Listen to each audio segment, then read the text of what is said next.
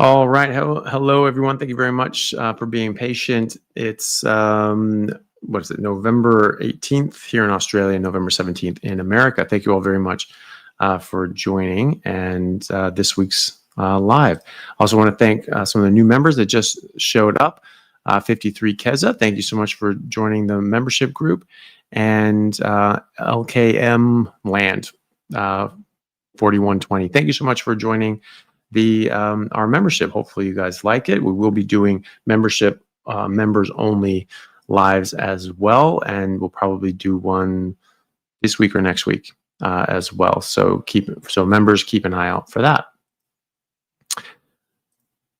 First question is from Austin Kent. Thank you so much, Austin, for the super chat. It's very kind of you. What is your take on CIRS? Is it something to be concerned about, or does a proper human diet help the body heal? Well, it can, but it, like any other sort of medical issue, needs to be taken seriously and may need serious medical intervention as well. Just being on a proper human diet, on a healthy, biologically appropriate diet, will help your immune system, will help your respiratory system, will help your body generally function more normally and be able to overcome many illnesses, prevent many illnesses from happening in the first place. But if you have them, it can take a while for your body to heal them. Some things your body may not be able to heal on its own. Maybe you do need some help. So if you have CIRS and are going into carnivore, then just be mindful that you may still need help medically. And hopefully things improve as you go on carnivore. But again, you may need help medically. Just like if you were a diabetic and you had very, very profound type 2 diabetes, medications in the short term while you're doing carnivore to heal your body from an underlying root cause situation might be very helpful and beneficial and necessary to mitigate the damage from the elevated blood sugar, etc. Those sorts of things. And so a lot of people have improved CIRS by doing carnivore, but people can still get these things even when carnivore. And so if your body needs help and you need medical help, don't just say, my body's going to get me through everything, because it may not. Medicine is there for a reason. And it can be the case that even on carnivore, you may need medical intervention or help. We can still get infections, even though they're a lot less common. Your immune system works better, or we can still get other sorts of physiological issues. I mean, people on carnivore still may flare up with autoimmunity. It may be that something else is getting into their system and flaring that up and things like that. But being on carnivore can help in a lot of different ways. But don't be blasé about your health. If you need help and there's something that doctors can do to help you, then consider that. It may be that you're worried about what they want you to do, and maybe you're thinking, well, maybe that could make me worse off than not getting treated. That can happen too. I mean, I see this, so I was with my father, they wanted to do some interventions, and that caused infections that caused very serious harm to him. And eventually he died from one of these infections. So, that was the doctors trying to do what they thought was the right thing for him, that ended up causing more harm than good. So, that's just something to think about. But there is still a role for medicine. There is still a role for, just getting help if you need it. So, just if you do, then keep that in mind. Okay, so next question is from CMDK 46692. Thank you so much for the super chat. I really appreciate it. They write, been carnivore for over a year, iron saturation at 17%, and ferritin was flagged high. HDL at 29 and has been getting lower. Told years ago that I had hemochromatosis. Labs then not confirmed. Why would I get results like this? Well, there could be many, many reasons. But as far as hemochromatosis, that's a genetic condition where your body's not able to metabolize iron properly, and so you end up getting iron buildup, and you can end up getting deposits of iron in your tissues, and that's really the problem. You get something called bronze diabetes, where the iron sort of deposits in your skin, so you sort of get this dark complexion, but also deposits in your organs, such as your pancreas, and damages your pancreas's ability to make insulin. And so then you get, problems with insulin, not being able to make enough insulin. You get high blood sugar, diabetes, and so that is a consequence not of just high iron levels, but of inappropriate metabolism of iron, to the point that it starts getting deposited in your tissues. So I have patients with hemochromatosis who've had to get donate blood every 2 months in order to keep their iron levels down. And then going carnivore, they've actually been able to stop doing that. And I've other people like Dr. Sean Baker has seen that as well, which is great. And then other people that just have iron, high ferritin levels for other reasons, have to give blood every couple of months, even though they don't genetically have hemochromatosis. They phenotypically have something similar, because they get this buildup of iron and could potentially start depositing that iron in their tissues. But high ferritin level can be an acute phase reactant as well. Doesn't necessarily mean it's iron overload. It could be because there's more inflammation. And so if you have an inflammatory process, autoimmune or otherwise, infections, your body will sequester iron in the form of ferritin, and your other levels, your iron levels, will actually start to be low. So if everything's sort of high, then okay, well, maybe there's just hemochromatosis and you have high levels. But if your other iron studies are low, but your ferritin's high, it could be that inflammatory picture. So it's really important to work with your doctor and find out what sort of picture that looks like. There's other sort of inflammatory factors. If your CRP is elevated, if your ESR is elevated, those sorts of things, then that can indicate that this is an inflammatory process, and then you address the inflammatory process. So, I mean, the thing is too, is that when you're eating just red meat, you're getting the most bioavailable form of meat, the heme iron. But I have patients with hemochromatosis that their ferritin levels go down, and they don't actually need to get blood draws and things like that. So it's not a matter of how much iron you're getting in your diet. It's a matter of how your body processes that iron. And when you're eating properly, it seems that for many people, it improves how their body processes iron. So that's important. As far as the HDL is concerned, there are a number of reasons why carnivores can get low HDL and lower HDL, and almost always it's stress or poor sleep that raises cortisol, and that will suppress your HDL and raise your triglycerides. So that I've really only seen that a few times. I mean, maybe 3 times, that people on carnivore for a year or more, or 6 months or more, would have low HDL and high triglycerides. And in all 3 of those instances, they had very, very high stress situations, either at home or at work, or they were in a situation where they were only able to get about 4 hours of sleep a night. They could not get anything more than that, just due to circumstances, and like babies and work and all these sorts of things. And they're just like, I'm completely overrun. I can never get more than 3-4 hours of sleep. Okay, well, that's understandable. You're putting yourself under a lot of physiological stress. And that's going to manifest in different ways. And one of those is that it's going to lower your HDL and it's going to raise your triglycerides, right? Jack up your cortisol. It's going to do a lot of things to you.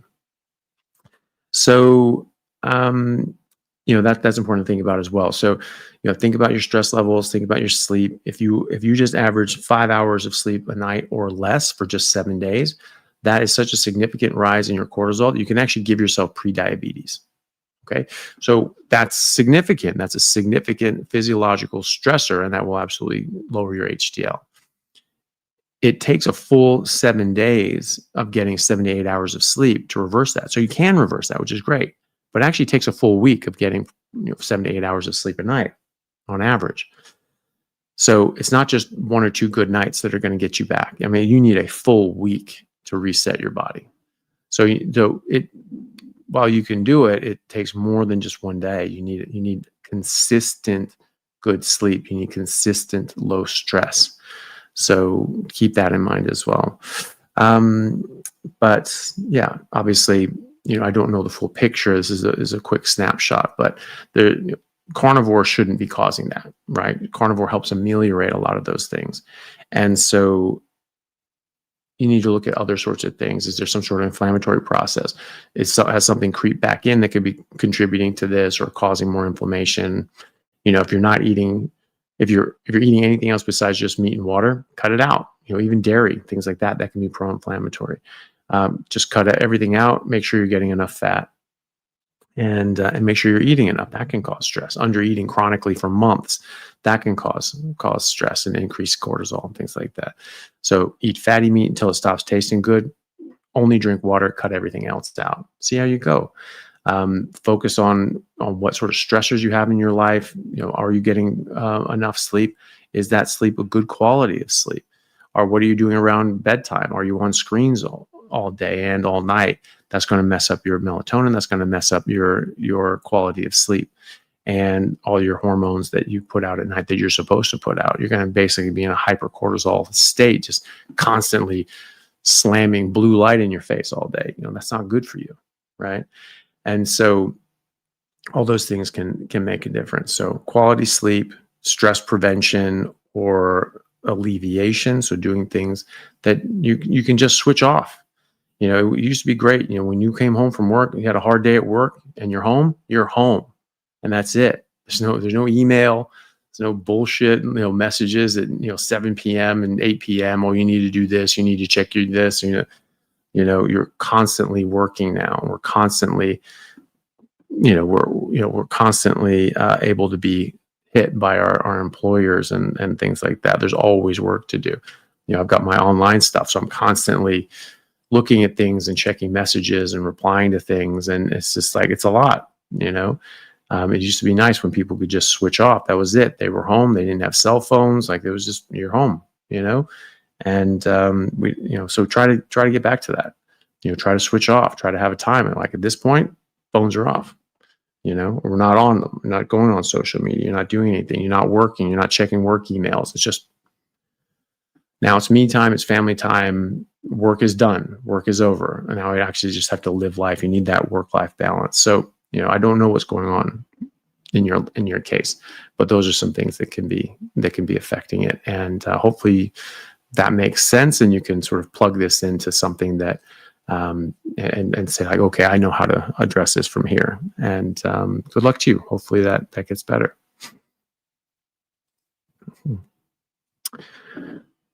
All right, Super Vivi Vigeo, thank you so much for the super chat. I really appreciate it.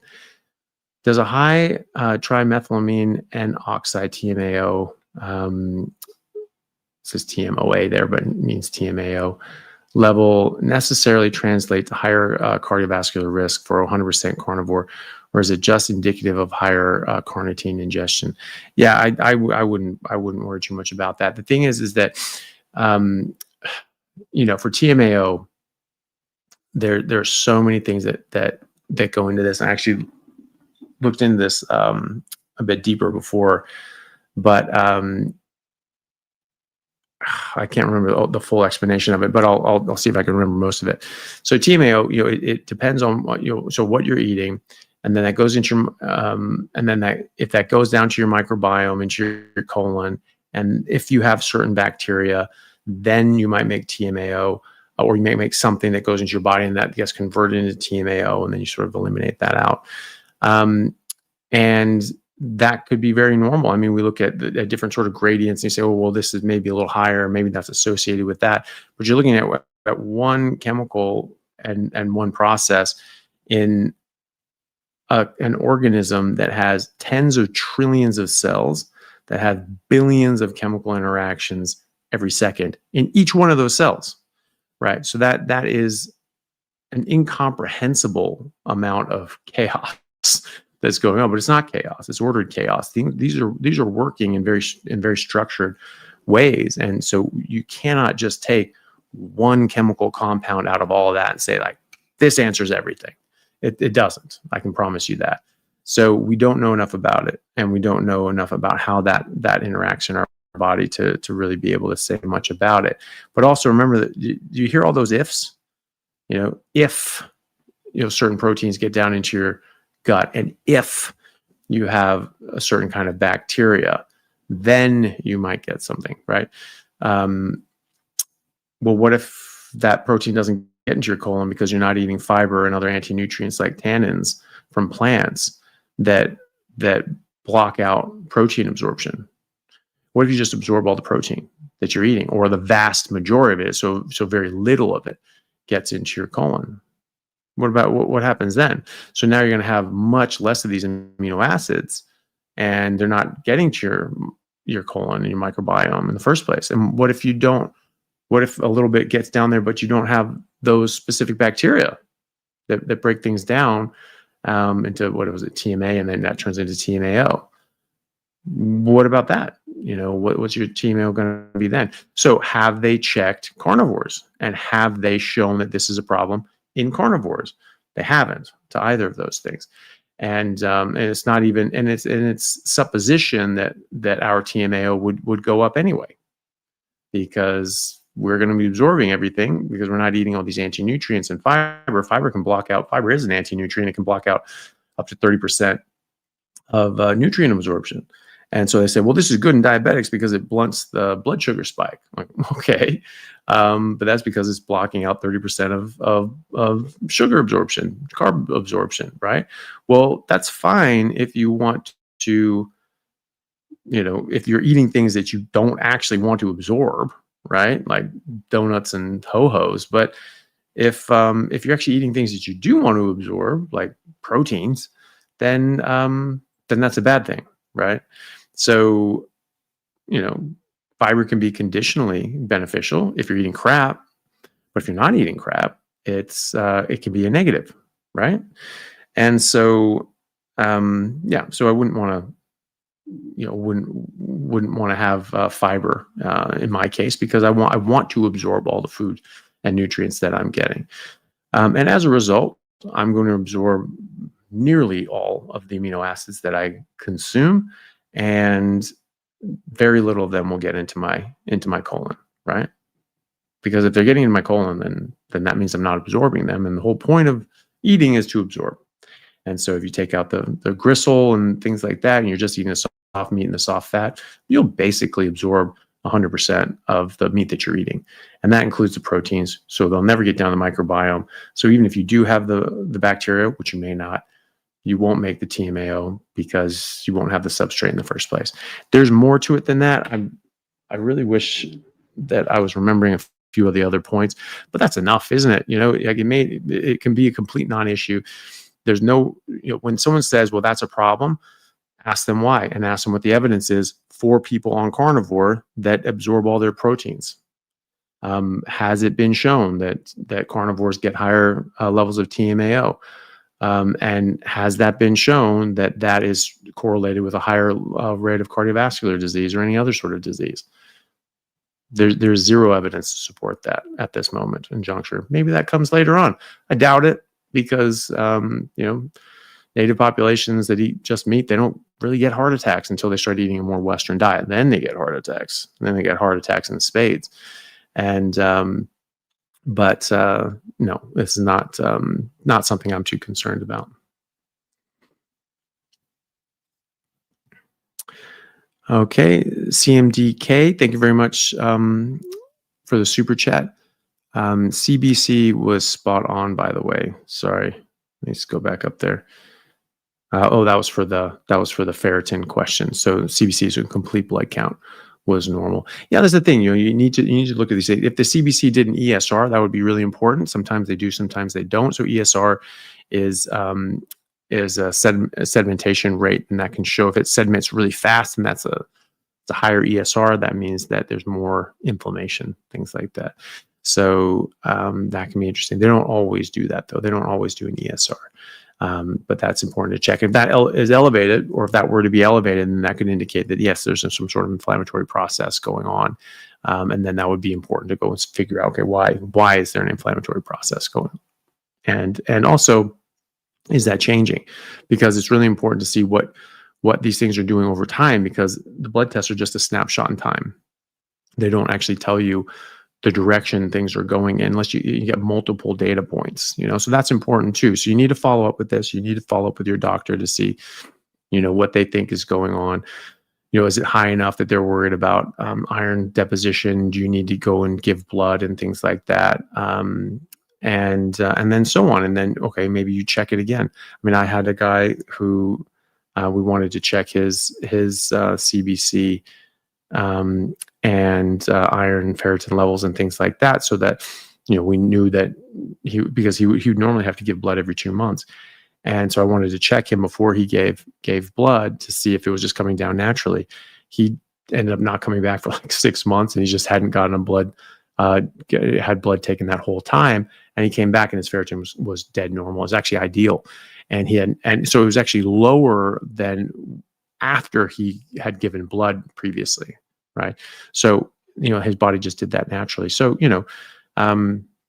just see how your body reacts. Maybe it's maybe it's going to, it could be going up, could be going down. I mean, you've been doing this for a year, so there might be something else going on, but there could be some sort of inflammatory process that had nothing to do with that.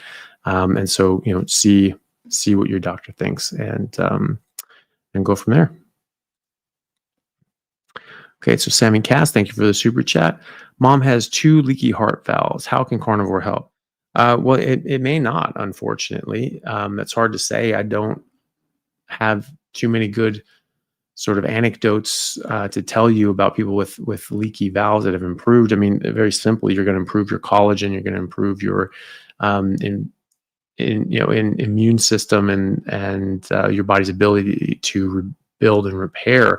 But that doesn't necessarily mean it's going to help with leaky valves. There's different kinds of leaky valves. They can leak because they're sort of too stiff and rigid from calcification. Potentially correcting vitamin D3 and K2 can help with that, and just improving your metabolism generally could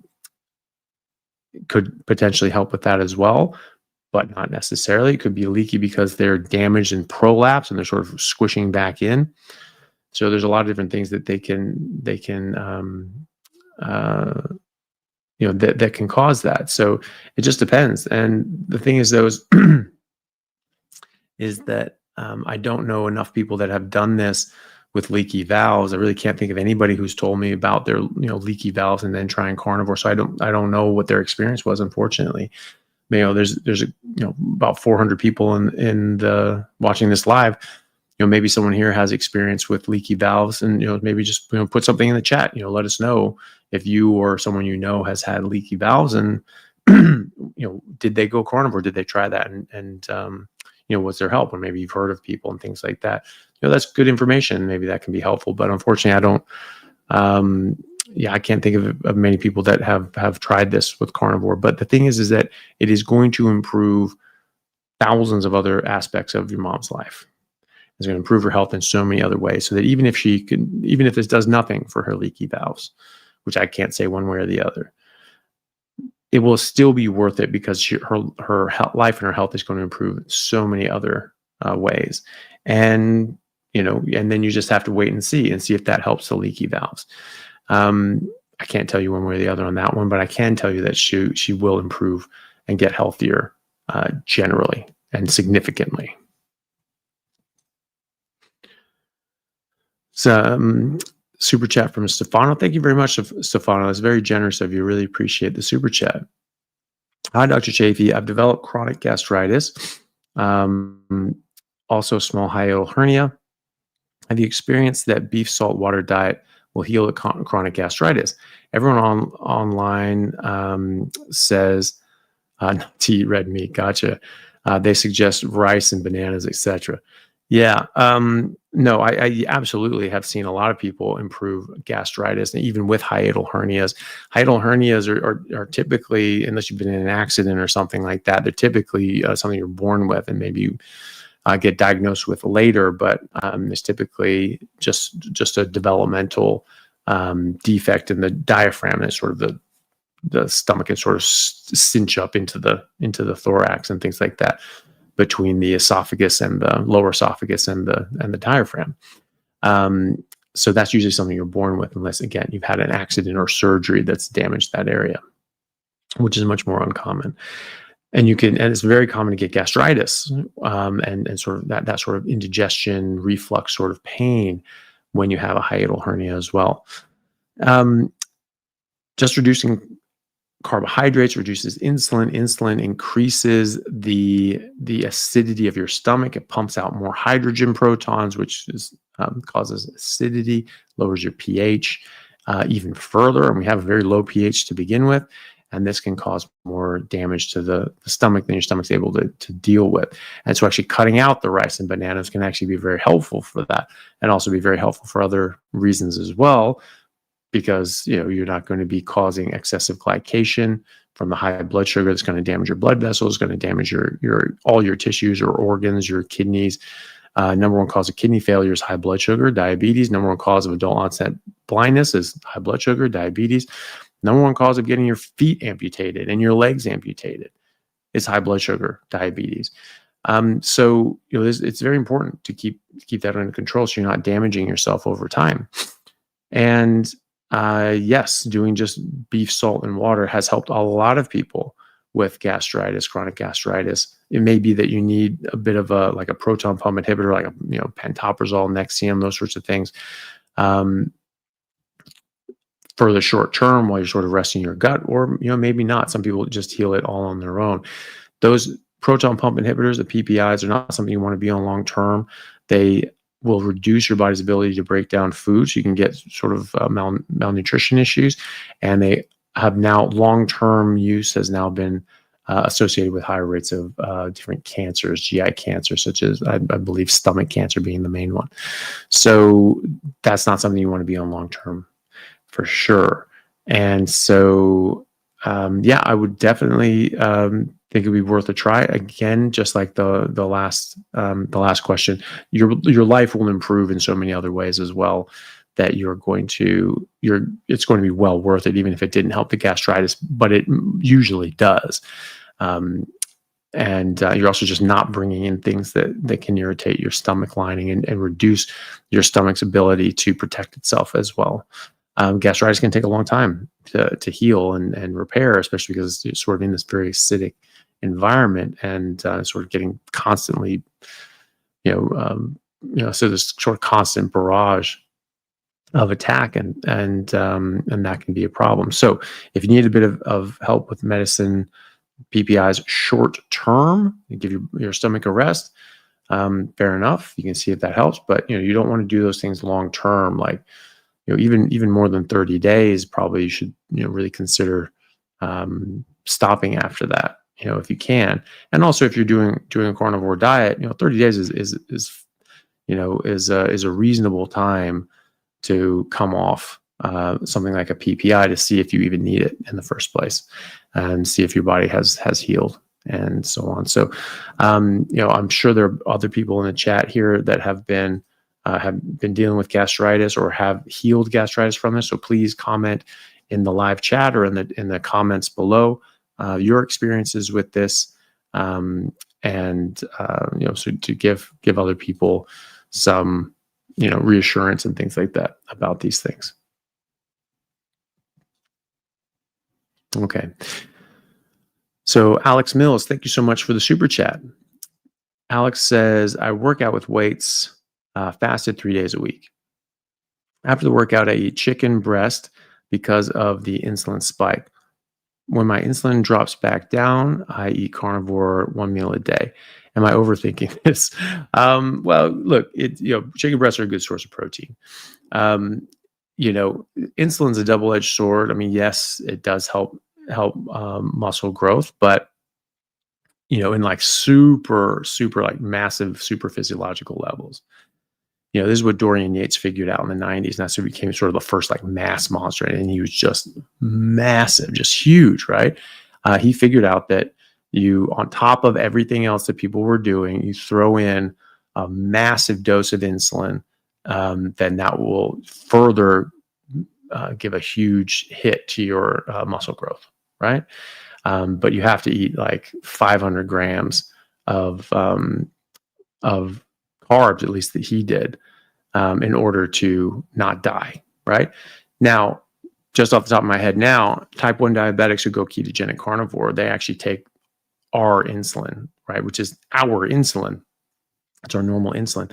Other people are taking Act Rapid, Nova Rapid, and that matches that carb spike.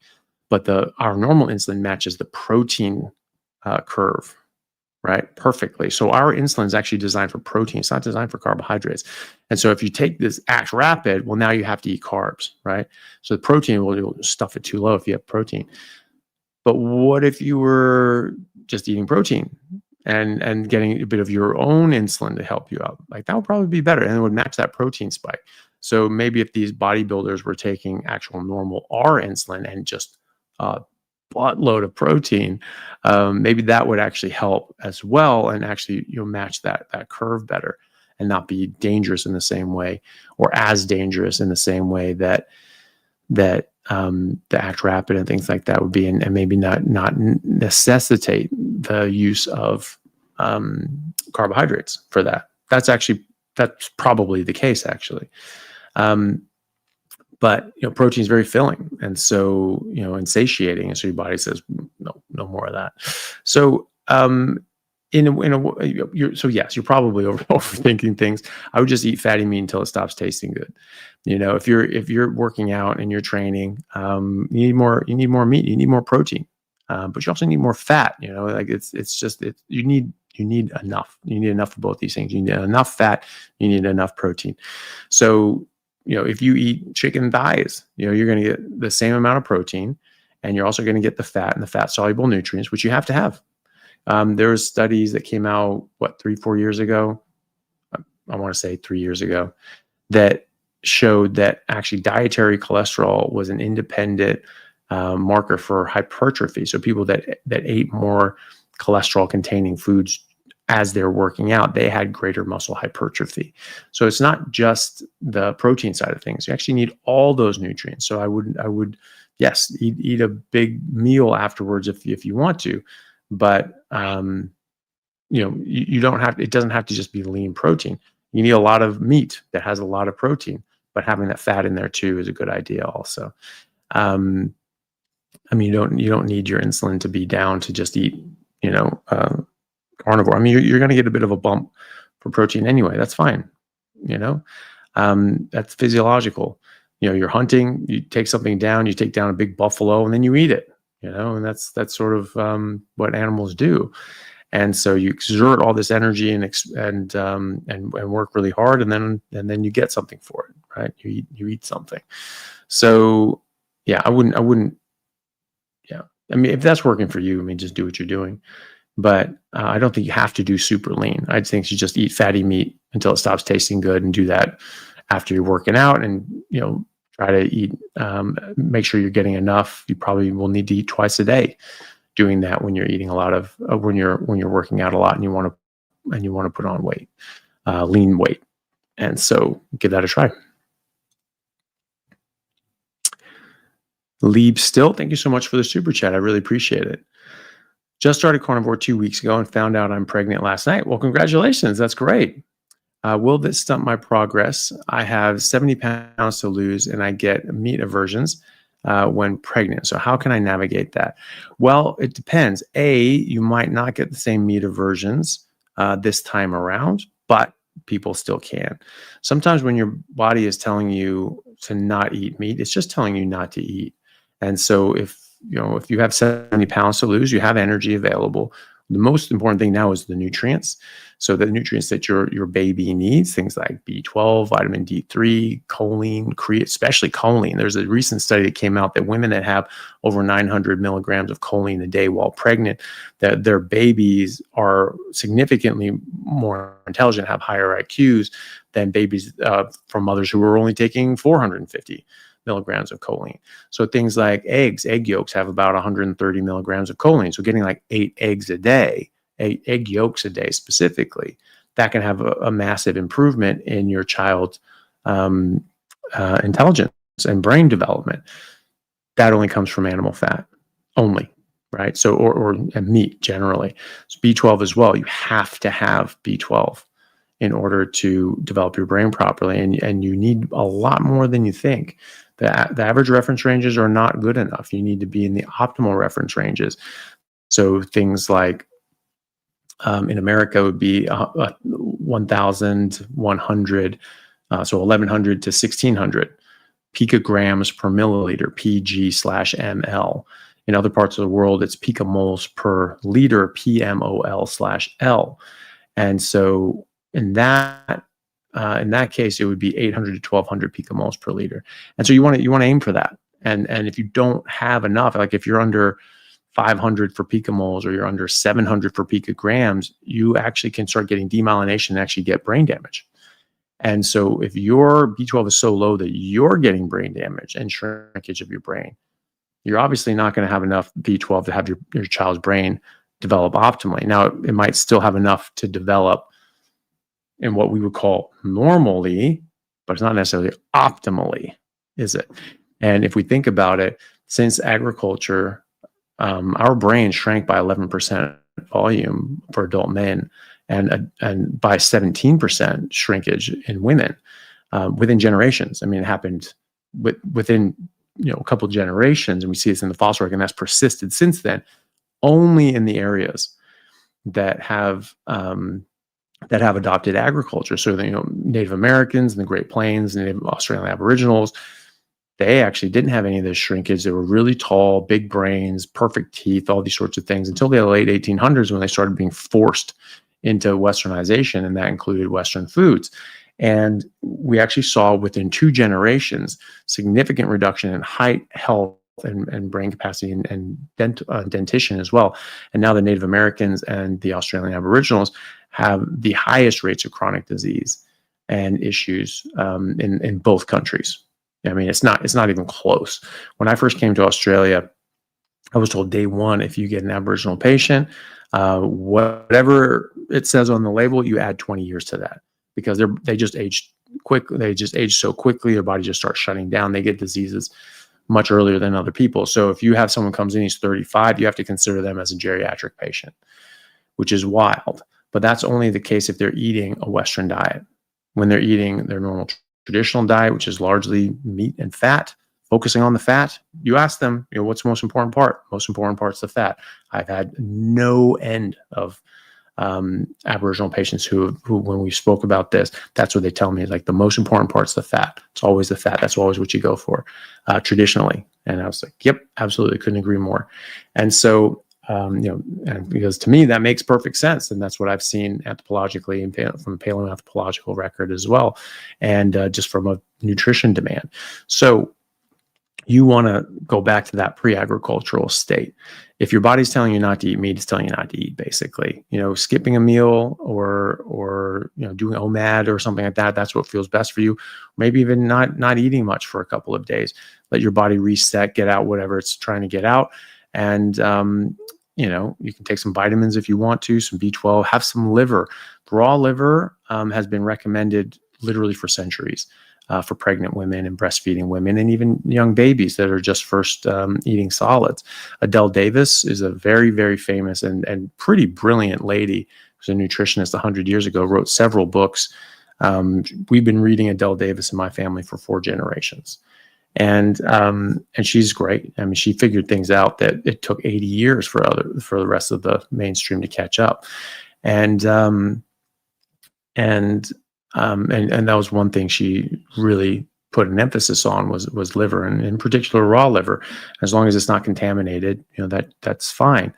Tastes better too. I mean, like wildly better. But if you want to cook it, cook it. I don't think that's a big deal. So hopefully that's not a problem, but you look at Dr. Kiltz, who's a fertility specialist. He has like the 3rd largest fertility center in America. So he's very, very busy, very, very popular OBGYN, and he does carnivore, and he does carnivore with his patients, and during pregnancy, before pregnancy, after pregnancy, with breastfeeding, etc. And that's what he was saying. He's saying, get these meat aversions. That's really your body just telling, hey, maybe you need to just fast for a day or 2. And then usually that comes back. Eventually it will, if you just, don't eat garbage and you just sort of maybe I'll just fast and drink water for, today and, see how I feel tomorrow. Eventually your body's going to say, yeah, I want meat now. And sometimes those meat aversions only last a little bit. But just remember, that's where the nutrients are. That's where the vitamins are, the minerals are, the proteins, the fats that your baby needs for proper development. And really focus on and emphasize the B12, vitamin D, getting out in the sun, these sorts of things too, really good for you and your baby. Choline, really important. And then good quality animal fats that have a good rich source of DHA, EPA. So those are really, really important too. So that would be wild caught fish, yes, but also grass-fed beef and lamb fat. So you can even get beef and lamb tallow, grass-fed beef and lamb tallow. It should have a yellow tinge to it. If it's bleach white, it's probably not grass finished. And then grass-fed butter. It should say grass-fed. If it doesn't say grass-fed, don't trust it. And you may not even be able to trust it anyway if it says grass-fed. But it's at least something. And then you're going to get more of those DHA and EPA. I wouldn't take fish oil supplements. Those have been shown to they go off, they spoil, they go rancid. By the time they hit the shelf, like usually 80% of them are already rancid. So they're not shelf stable. And so you want to get the actual fats from the animal themselves. And so you can get that from grass-fed beef and lamb fat. Grass-fed lamb fat has a very high level of these omega-3s, and so does grass-fed beef fat too. So those are really important. 20% of the brain is made out of DHA, and the majority of that gets laid in during pregnancy and within the first 2 years of life. So really, really, really important. Also being in ketosis, those ketones freely cross the placenta and go into the brain and help the brain and the rest of the body work properly and the brain develop properly. And when you are pregnant, it's much easier to go into ketosis, regardless of what you're eating, especially in the third trimester when the brain's really doing a lot of its growing. And then as the baby's breastfeeding, studies have shown that on breast milk, even though there's a lot of lactose in there, babies are it's much easier for them to get in ketosis because it's so important for them to be in ketosis. And so even on breast milk, they actually produce ketones. And you compare that to formula, they produce far more ketones when breastfed than when consuming formula, because they're so bloody high in sugars and seed oils and things like that. It's like the main ingredients, which is awful. It's actually illegal not to have seed oils in formula at the moment, which is insane. I mean, these things are they've never existed in nature. Why are we saying that babies have to have this? That's insane. So I would rather make my own formula from things like the Weston Price Foundation or the Price Pottenger Foundation. That's the original one, Price Pottenger. Pottenger as in Pottenger's cats, if people know about him. That was actually my mom's childhood doctor. She was having some sort of issue, and they brought her in to see him. And his diagnosis was she needs to eat raw liver every day. And so every single day she had to eat some raw liver. And whatever was going on, she was too young to remember, but whatever's going on, it fixed it. So there you go. And so you can go to their website, like Price Pottenger or Weston Price Foundation or Western Price Foundation, whatever. But they have a website and they have recipes on how to make your own baby formula from natural ingredients that don't include seed oils and a bunch of sugar and crap like that. But hopefully you'll be able to breastfeed. And when you do, baby's going to be into ketosis. It's important for babies to be in ketosis. The brain requires ketones for optimal functioning and development.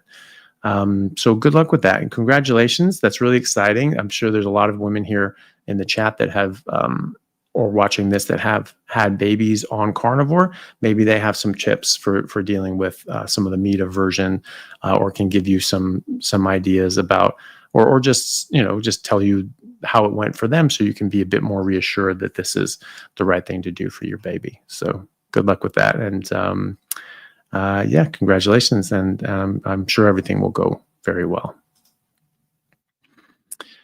None your business. Thank you very much for the super chat. I appreciate it.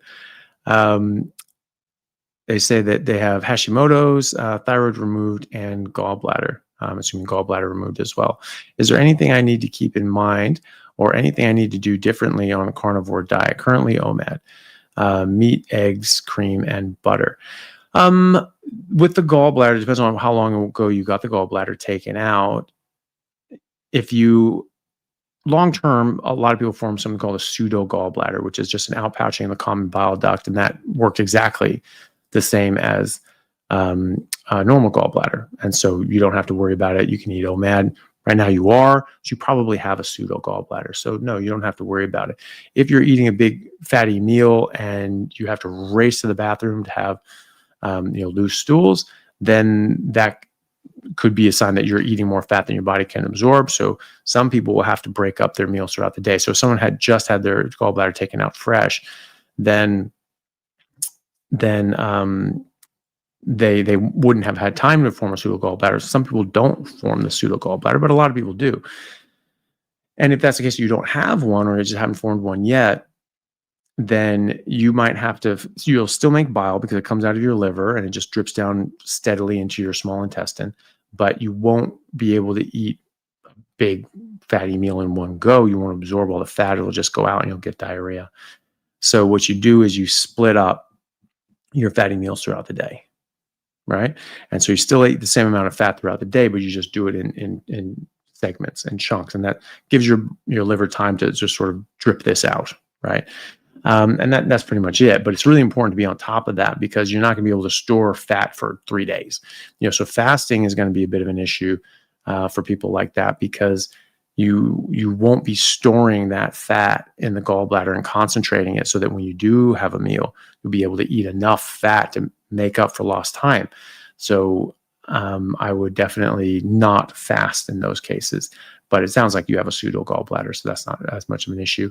For the thyroid being removed, just make sure that your medications are on point and that you have normal T4 and T3, and that your TSH is in at a good level. They're don't just be barely in the reference range. You want to be well within the reference range for things like TSH and your T4 and T3, but TSH you want lower, T4 and T3 you want higher. So you want to be on the lower end of TSH, you want to be on the higher end of T4 and T3. We give people thyroxine, levothyroxine, Synthroid, same thing. That's T4, that's the storage form. And that's easier to give because you say, okay, we'll just give them the storage form, that'll convert into T3 because T3 has a short half-life. It goes in and out of your system within a few hours. But there's things like slow release T3 that can actually work over the course of 24 hours. So that's a bit better.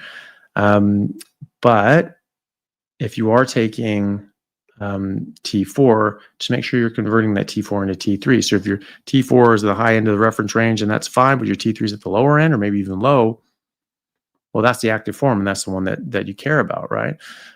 Things that usually are involved there are zinc and magnesium, or sorry, zinc and selenium.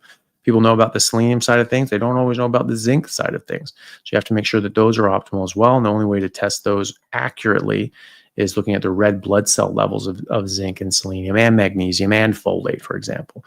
And so not all labs will do that. So you have to shop around and see which ones will do the red blood cell levels, the RBC levels of zinc and selenium. And they're just, again, make sure you're in the high end of the normal scale. If not even a little bit above, don't go too far above for selenium because it can be toxic, things like that. But as far as just eating differently on carnivore, for you, it sounds like, no, you don't need to do anything differently. If you have some of those issues, like with the gallbladder, maybe you're getting a bit of loose stools, you might need to break up your meals a bit. But otherwise, no, doing great and keep it up. Okay. Thank you very much for the super chat. It's Exelis Burko. Yeah, thank you very much. I appreciate it. When I cheat with carbs, my left shoulder hurts. How could digestion trigger shoulder pain? Is there a nerve link or inflammation involved? Well, there can be. Your shoulder tip is intimately connected with your diaphragm. You do something that sort of irritates your diaphragm, that can give you shoulder tip pain. But you can also just have a problem with your shoulder, right? And so I have, had back problems, things like that, just from sports, from a lifetime of sports, and since I was a kid, I had back pain and things like that. And so, but now I don't have any back pain. I've damaged and destroyed the cartilage in my kneecaps because I did kickboxing. You're doing knee strikes, and you destroy that cartilage. I'm bone on bone. on my kneecaps, and it's fine. You know, I still squat, I still sprint.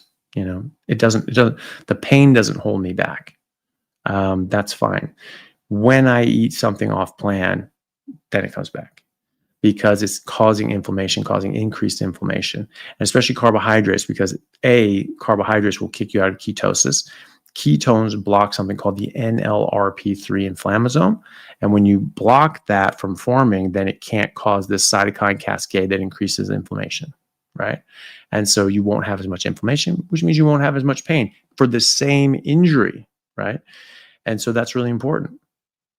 Then what do those carbs come with? They commonly come with grains, and grains are a seed. It's seeds that plant's baby, and everything protects its babies more than anything. And so this is where you typically find the highest concentration of toxins, is in the grains, in the seeds. And so that's going to cause a lot more inflammation, and that's going to cause more pain.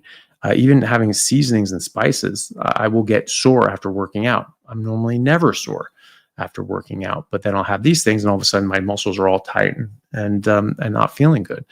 So those little sorts of things will cause inflammation. They'll increase inflammation. Lectins are really bad for that. So anything containing lectins, which generally carbs come with things that contain lectins, seeds, beans, legumes, nuts, those sorts of things.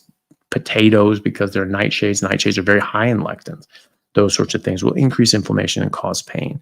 And then just kicking yourself out of ketosis will increase pain as well, because it will prevent you from suppressing inflammation. You sort of have like this, some ibuprofen or Nurofen running around inside your system, constantly just sort of keeping the inflammation down.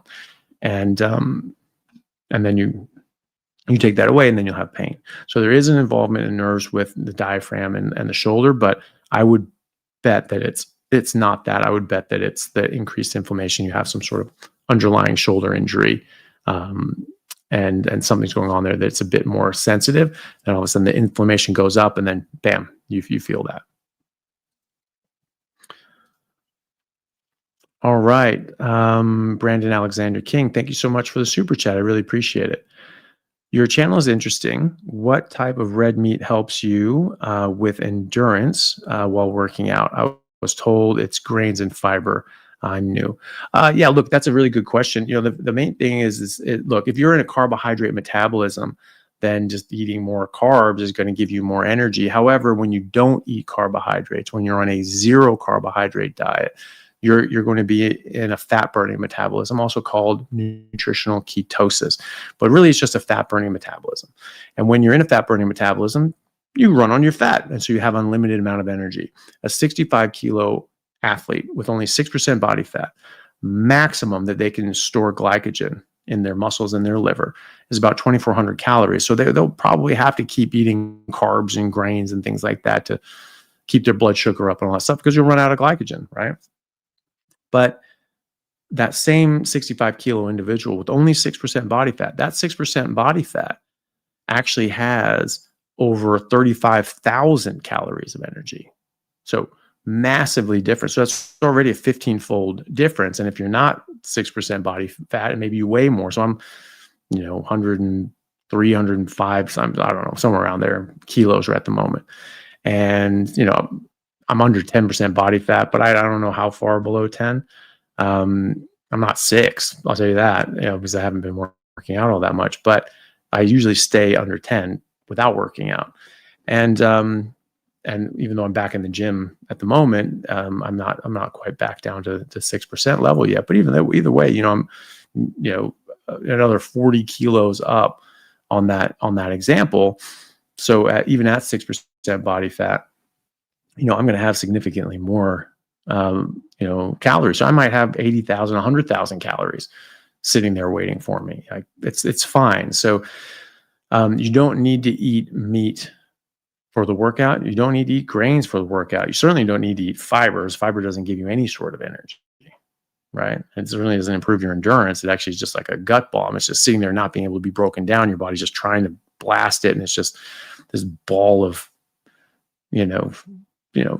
twigs and fiber and sawdust that your body can't break down, and then you start getting bloated and gaseous, and that's not going to help your workout. And you don't get any nutrition from it, right? So what's going to help your workouts is just eating a lot of meat, being ketogenic, don't eat anything else, and train fasted, because you're going to be in that fat burning metabolism, and you're going to be able to tap into your fat stores. So I did a whole lecture on this called Ketogenic Carnivore Athletes. It's on YouTube. It's not on my channel. It's on a different channel. It was at a medical conference. But if you look up my name in Ketogenic Carnivore Athletes, you'll see the whole rundown on why this is a good idea. And you also see, I talk about my personal experience as an athlete doing this. It's massive difference. I mean, night and day difference. It's so much better on carnivore. It's insane. And then a lot of other athletes that are doing this around the world and having insane, amazing results, right? So you don't need to eat like right before a workout either. You don't want to, because your body's going to be digesting things, right? And then you're not going to be able to, you can dedicate up to 40% of your blood supply to your intestines after you've eaten a big meal. So that's 40% of your blood supply that's not available to your muscles, right? So you're not going to get as good of a workout, are you? So you want to have you probably wouldn't want to eat for a good 5 hours before a workout, if you can, and maybe even like don't eat until after the workout if you're able to, and certainly eat after the workout as well. But the energy you get for your workout today does not come from the meal you had that morning or the night before, unless you're just eating carbs because you've locked down the ability for your body to access your fat stores. Now you have to keep eating grains and carbs because you can't access your energy from any other storage, right? The energy in ketosis, when you're on a carnivore diet, the energy that you use today for your workout today didn't come from your meal last night or this morning. It came from your meal 2 weeks ago, and that was stored into fat. And now you're using that fat. So check out my video on ketogenic carnivore athletes and see how you go. Probably we do have a lot of super chats, so let's maybe cap those now, and I'll just work through the rest of them, and then we'll call it a day. Okay, let's see.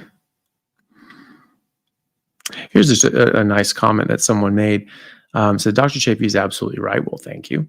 I'm a truck driver and my sleep is abysmal. This diet has changed my life, though, and reversed my diabetes from an A1C of 10.9 to 5.9. Thanks for everything you do. Well, that's fantastic. That's always really great to see. And these idiots out there saying that no, if you cut out carbs and A1C is going to go up and you're going to get diabetic. And it's like, you're out of your goddamn mind. Diabetes has been saying like, oh, it's only seed oil. Seed oil is the only cause of diabetes. We didn't have chronic disease for 120 years. That's funny. Because if you just Google diabetes, when was diabetes first described by that name? It was 2,200 years ago in ancient Egypt. Okay. So that's dumb. And the idea that we haven't had chronic disease for 120 years, are you out of your mind? I mean, it's like people just don't know how to use Google, right? I mean, let alone read a book. I mean, Jesus. I mean, long before Google existed, I knew that diabetes has been around for thousands of years. It's by that name, right? And it's been around a lot longer before that. The Ebers Papyrus, 4,000 years ago, that describes diabetes. It describes Alzheimer's disease. It describes the symptoms people get right before they drop dead of a heart attack, things like that. I mean, and that was a very grain-based society. They didn't have any seed oils. It's thousands of years before seed oils. And, people were treating diabetes successfully and putting it into remission or just getting rid of it for type 1 and type 2 diabetes with ketogenic diets since the 1700s. Literally 150 years or more before seed oils even existed, right? Even for use in the industrial sector, which is what they were for. They were industrial lubricants for machine oil, so that was 150 years before they even existed for machine lubricant, and 200 years before it got put in the food supply or thereabouts. And the treatment was, and so it existed. And the treatment for it was ketogenic diets. You get rid of all the carbohydrates and you eat roughly equal grams of protein and fat. This is in the medical textbooks. I have a textbook on medicine written by Sir William Osler, who was the first professor of medicine at Johns Hopkins, and he was knighted for his work in medical education. He was a brilliant, brilliant doctor and educator. His textbook, the copy I have, the edition was published in 1910, so it's just 10 years before insulin was discovered. The treatment, gold standard from the top professor in the world at Johns Hopkins, was a ketogenic diet. Cut out all carbohydrates, eat roughly equal parts protein and fat. And this could actually keep type 1 diabetics alive for 7 to 9 months without insulin. And he says in there that there's a high mortality rate in these people. Well, what does that mean? High mortality rate is not absolute mortality rate. This is a death sentence. This is a terminal disease. It doesn't say that, right? If you don't go on this, you're dead within days to weeks, right? But you go on a ketogenic diet, you cut out everything except protein and fat, and you're pretty much just eating meat, really. And then all of a sudden they're living 7 to 9 months, right? And then some of them are living longer than that. They say it's a high mortality rate. So that means that most people die, but not everyone dies. So that means some people get better, isn't it? And they can live long term as long as they stay consistent with the diet. Type 2s, that was no problem. So why are we now confused as to why that works? This has worked for centuries. This was the treatment for centuries. And then we discovered insulin, and everything became about insulin, and we forgot about all the rest. And that happens sometimes. We regress. When we think we're progressing, we're regressing. And just because it happened later doesn't mean it's better, right? So now people are saying no, you can't reverse diabetes by eating more fat. Oh, fat causes insulin resistance. No, it damn well doesn't. Fat is the only thing that doesn't affect your insulin. Give me a goddamn break. And these are generally people that have no degrees. They did not even study biology, let alone medicine or physiology or biochemistry. And they talk as if they're just world experts. They don't know a goddamn thing, So you see it there. It doesn't matter. That's what physicist Richard Feynman said. It doesn't matter how beautiful your theory is, and it doesn't matter how smart you are. If it doesn't agree with the experiment, it's wrong. And so you say, this is going to cause problems. You're going to give yourself diabetes. Your A1C is going to go up by going carnivore and ketogenic. And your cortisol is going to go up, and your thyroid is going to tank, and all that sort of stuff. And yet it does the exact opposite for tens of millions of people. So it doesn't matter what you say. It matters what happens in real life. What happens in real life is you reverse diabetes, and that's what's actually shown in the clinical trials on ketogenic diets. That's what's shown in the long-term ketogenic diets, trials on ketogenic diets, that no, you don't get elevated cortisol. No, you don't get reduction in your thyroid, damage to your thyroid production, things like that. It's a complete and utter nonsense. So good job. I'm really glad you're doing well, and thank you for sharing. Okay. Thank you very much, Rabbit Punch 1422. Really appreciate the super chat. I'm so grateful for all that you do, Dr. Chaffee. Please continue fighting a good fight. Well, thank you very much. I really appreciate that, and thank you for your support. I'm glad that it's helping. Okay, Viking 2229. Thank you so much for the super chat. I appreciate it. 32-year-old male, intersection syndrome in arms. For 4+ years. Therapy, shots, multiple surgeries, nothing. Sorry, nothing. Started BBC 157 with some success. Quit alcohol and coffee. Started red meat only. Thoughts? I'm desperate. Well, the thing is, it's not really something that I really deal with all that much. I mean, it's sort of intersection syndrome. I mean, okay, so look, first of all, I'm not an orthopedic surgeon. I'm not a sports medicine doctor, so this wouldn't really be my my forte. As I understand it, this is sort of like issues to do with your tendons, just like overuse injury. So I mean, you think of something like a tennis elbow or something like that. But you can have that in your shoulder. You can have that in any joints and things like that. So you have basically a lot of inflammation sort of where certain tendons that sort of cross over each other. So it's an intersection. That's why I say intersection syndrome. That's my understanding. Again, this is not my specialty, but as I understand it, that's sort of what it is.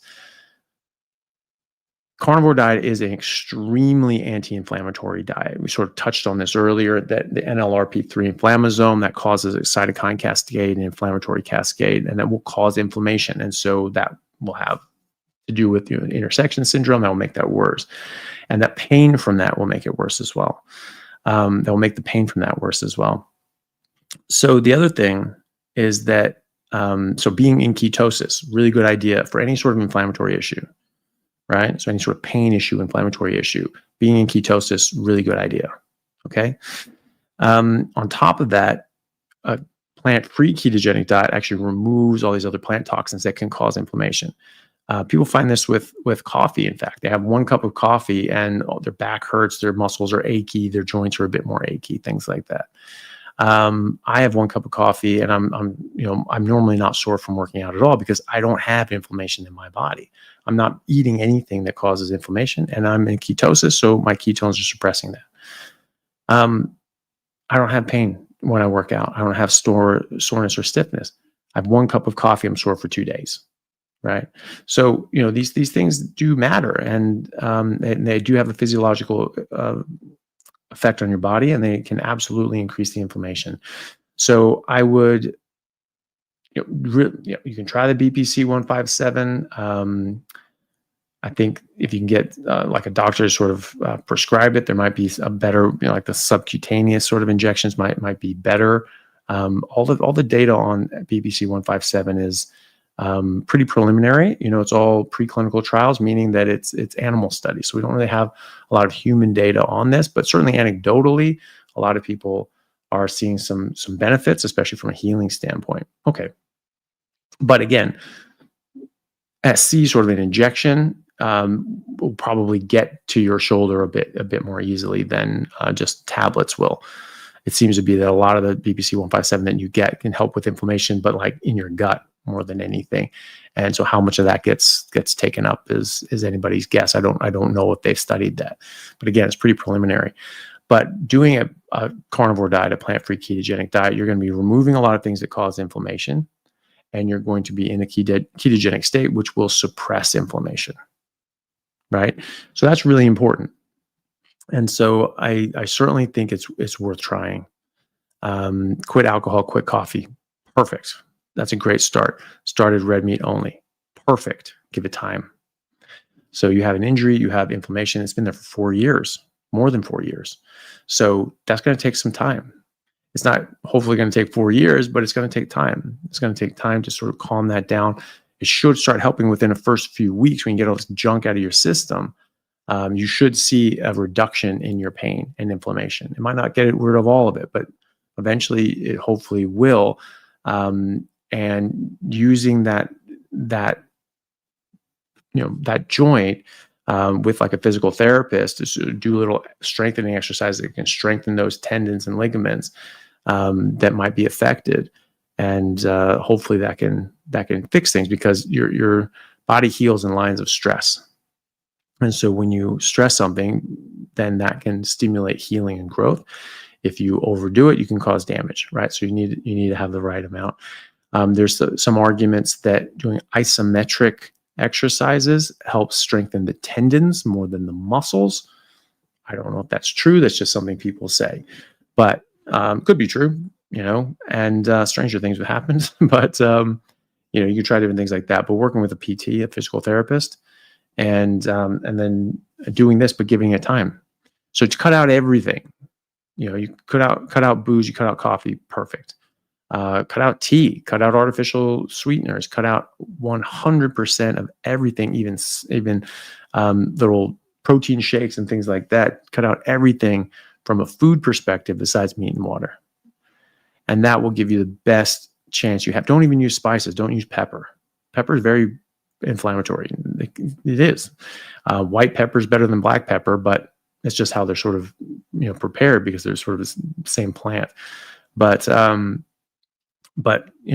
bad. It's a spice, and spices are the toxic parts of that plant. That's why they have that strong flavor, and they can cause inflammation in the body. If I eat something with meat stick with some seasonings in it, like my bloody muscles are sore for a couple of days after working out.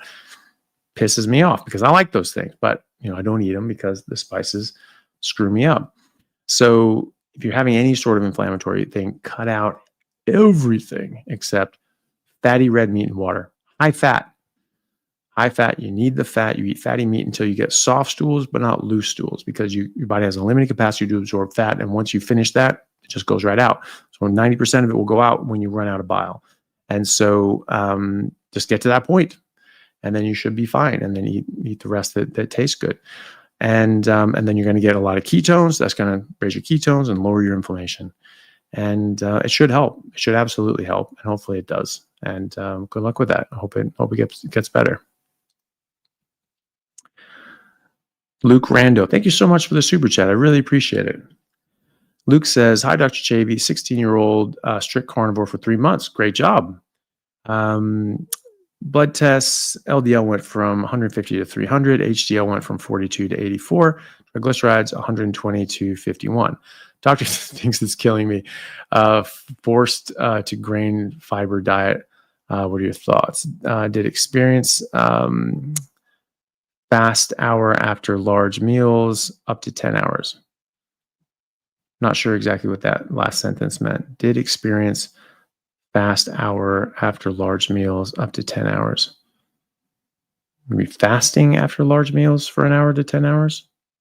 I'm not too sure. Anyway, I would not recommend grains or fiber. Fiber's disgusting and it's horrible for you. And the reason that it lowers your fiber or your cholesterol is because it binds to your bile, which causes malabsorption of fat and fat-soluble vitamins. So you need bile to absorb fiber, or sorry, you need bile to absorb fat. And along with the fat comes the fat-soluble vitamins, right? So vitamins, A, D, K, E, etc. These will only come in with fat, and if you're not absorbing fat because you don't have bile, then you lose all those nutrients. You can become malnourished, and so your body makes bile for a reason. It's to absorb fat. It's not to be lost by eating fiber. Fiber strips that out, so you lose that fat. You'll lose those fat-soluble vitamins. You also lose taurine. Taurine is made in your liver, and it's expressed in your bile, and it's only reabsorbed if you then absorb it eating fat. If you're eating fiber, it's going to bind to that bile, and you're going to lose the bile and the taurine. Okay, so you can get a deficiency there too. Your LDL is immaterial as far as a cardiovascular concern. In fact, higher LDL in randomized controlled trials have been shown to be protective. Look at the Minnesota coronary experiment. It's a large randomized controlled trial with 9,400 participants who were either in jail or mental health facilities, so they could perfectly control every single meal, which is very important for dietary nutritional studies. And it was a double-blind randomized controlled placebo trial, right? Placebo-controlled trial. And they found that swapping out animal fat for vegetable oils and margarine did indeed lower cholesterol, but it also killed more people of heart attacks and strokes. So actually higher cholesterol in that study was actually had lower cardiovascular disease and mortality rates in a dose-dependent relationship. So as for every sort of unit of cholesterol you went down, specific sort of unit went down, it actually increased your risk by like 22% of dying from a heart attack, right? So not great. And it's not a great argument for lowering your cholesterol, right? Because it's actually probably going to kill you to do that. And so LDL is it's just a transport molecule. So is HDL. And that's why your HDL went up along with your LDL, because when you're in a ketogenic state, your body is in a fat burning state. And that's the whole point. You store fat on your body so that you can use it at a later date. It's not a starvation thing, or if you're just lost in the desert, that's nonsense. All animals eat and then store fat so that they can use that fat, because they don't eat every day. So they need to have energy every day. It's like if you only put in enough gas in your car as you're driving for that drive that you're doing right then. No, that's ridiculous. You fill up your tank at the beginning of the week and you drive it for the rest of the week. Then you fill it up again, right? And you fill it up as many times as you need to, but you have a gas tank, right? That is our gas tank. So when you're running on your fat, you have to transport that fat to your liver to turn that into glucose, glycogen, and ketones, right? Really, ketones are the primary energy source there. But you have to transport that fat, okay? That fat and water repel each other, right? So your bloodstream is basically water. And so fat cannot just go around freely in the bloodstream, okay? Only water-soluble vitamins and molecules can. So they have to be transported in carrier proteins called LDL, HDL, right? So when you're in a fat-burning metabolism, you are running on more fat. Your body just needs more fat, so you're going to transport more fat. So you will upregulate naturally, physiologically, your LDL and your HDL. And your triglycerides will go down, and that's the important one. You want your triglycerides low. You don't want your LDL to go low, because low LDL is associated with higher risk of death from heart attacks and strokes. Higher risk, so low LDL is associated with higher risk of death and strokes, heart attacks and strokes, higher risk of developing Alzheimer's and dementia and Parkinson's, higher risk of dying from an infection or dying from cancer. It's not actually the end all be all. It's actually the opposite. So watch I actually have a whole playlist on YouTube. Just go to, it's just cholesterol and heart disease playlist. It's not just me saying this. I mean, this is what the data shows. This is what the best data shows. I have a lecture called, what was it? The Truth About Cholesterol and Heart Disease. So I would start watching with that, and there's links to a bunch of studies in there. There's a great one that just came out from a friend of mine, Dr. Paul Mason, that just blows away the whole cholesterol heart hypothesis, and then actually starts talking about what's actually causing it. And that's really interesting. Basically, when you're eating carbohydrates too, you breed for the bacteria called Porphyromonas gingivalis, and that causes gingivitis. That causes gum disease. You get other bacteria that rot your teeth. Any food that you're eating that rots your teeth, that's not meant for you biologically, because no animal rots their teeth on their biological food, because you lose your teeth in the wild, you can't eat, and you die, right? So if you're eating something that rots your teeth, for a cold frozen fact that is not meant for you biologically. Maybe you can survive on it, but that does not mean that we're biologically adapted to it, and that's our most biologically appropriate diet. It's not. It is definitely not.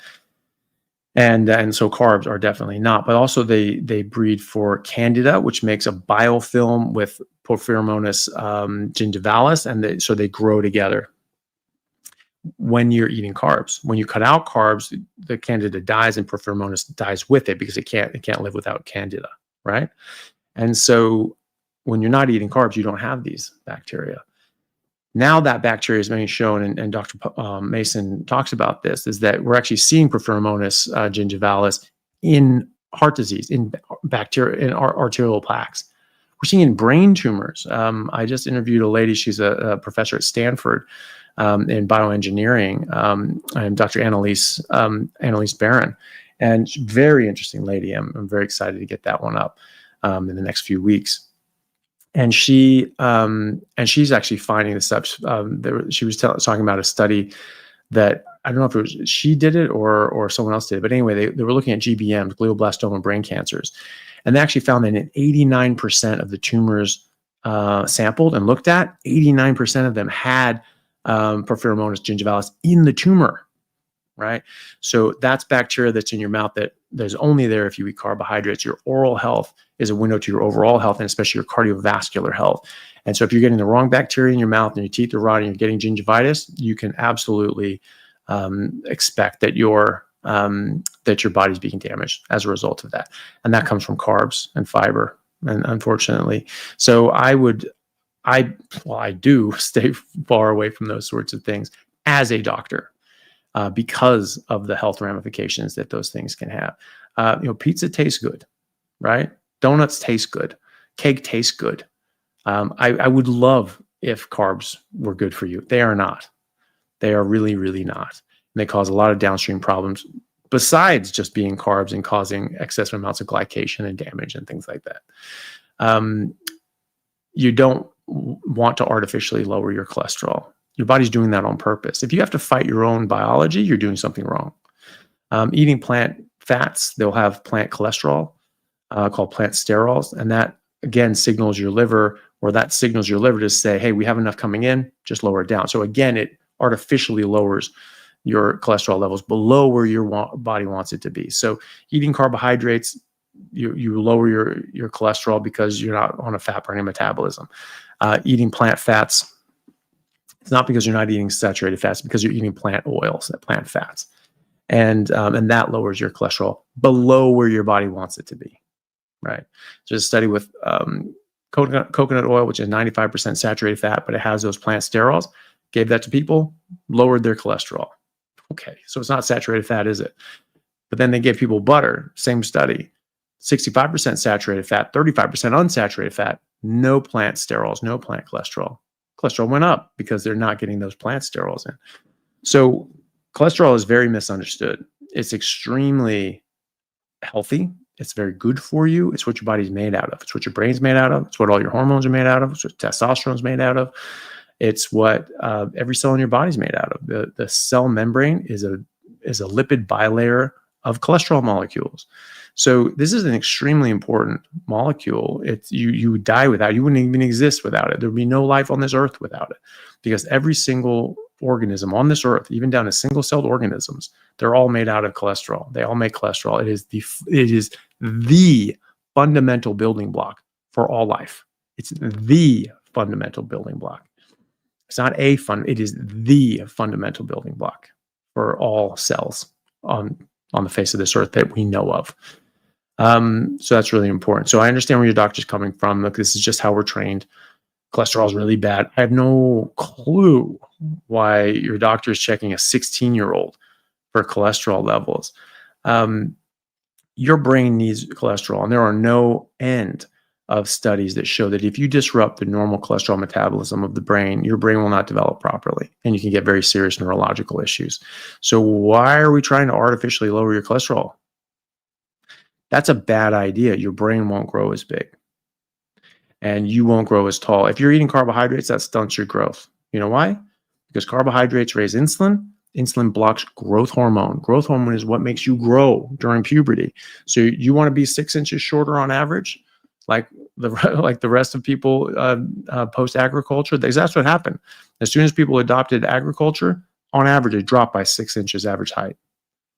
Okay, large part of that's going to be from carbohydrates, raising insulin and blocking growth hormone. There's other factors too, but that's a major one. And so just getting proper sleep is where your growth hormone comes out. This is why you don't eat late at night right before you go to bed, because people are generally eating carbs. So they eat a bunch of carbs, their insulin goes up, you're done. You're not putting out much of any growth hormone. It blocks the production and the action of growth hormone. So not good. So if you want to grow on average 6 inches taller, I would cut the carbs out right away. If you want to be a better athlete, if you want to be healthier generally, if you want to have a lower risk of cardiovascular disease, I would cut out the carbs. And the fiber is just useless. Fiber is an anti-nutrient. It blocks out nutrient production. You get vitamin deficiencies, especially fat-soluble vitamin deficiencies, but it also can block out up to 30% of nutrition or of your absorption anyway. And so why would that be a good thing? I mean, ask your doctor that. Say, hey, studies show that fiber blocks out 30% of absorption, and the way it lowers cholesterol of your nutrients, and it binds to bile, but then you can't absorb fat soluble nutrients, so you get nutritional deficiencies. Why is that a good thing? Why do you want me to have that? Why would you want me to be nutritionally deficient and not absorb nutrients properly? Right?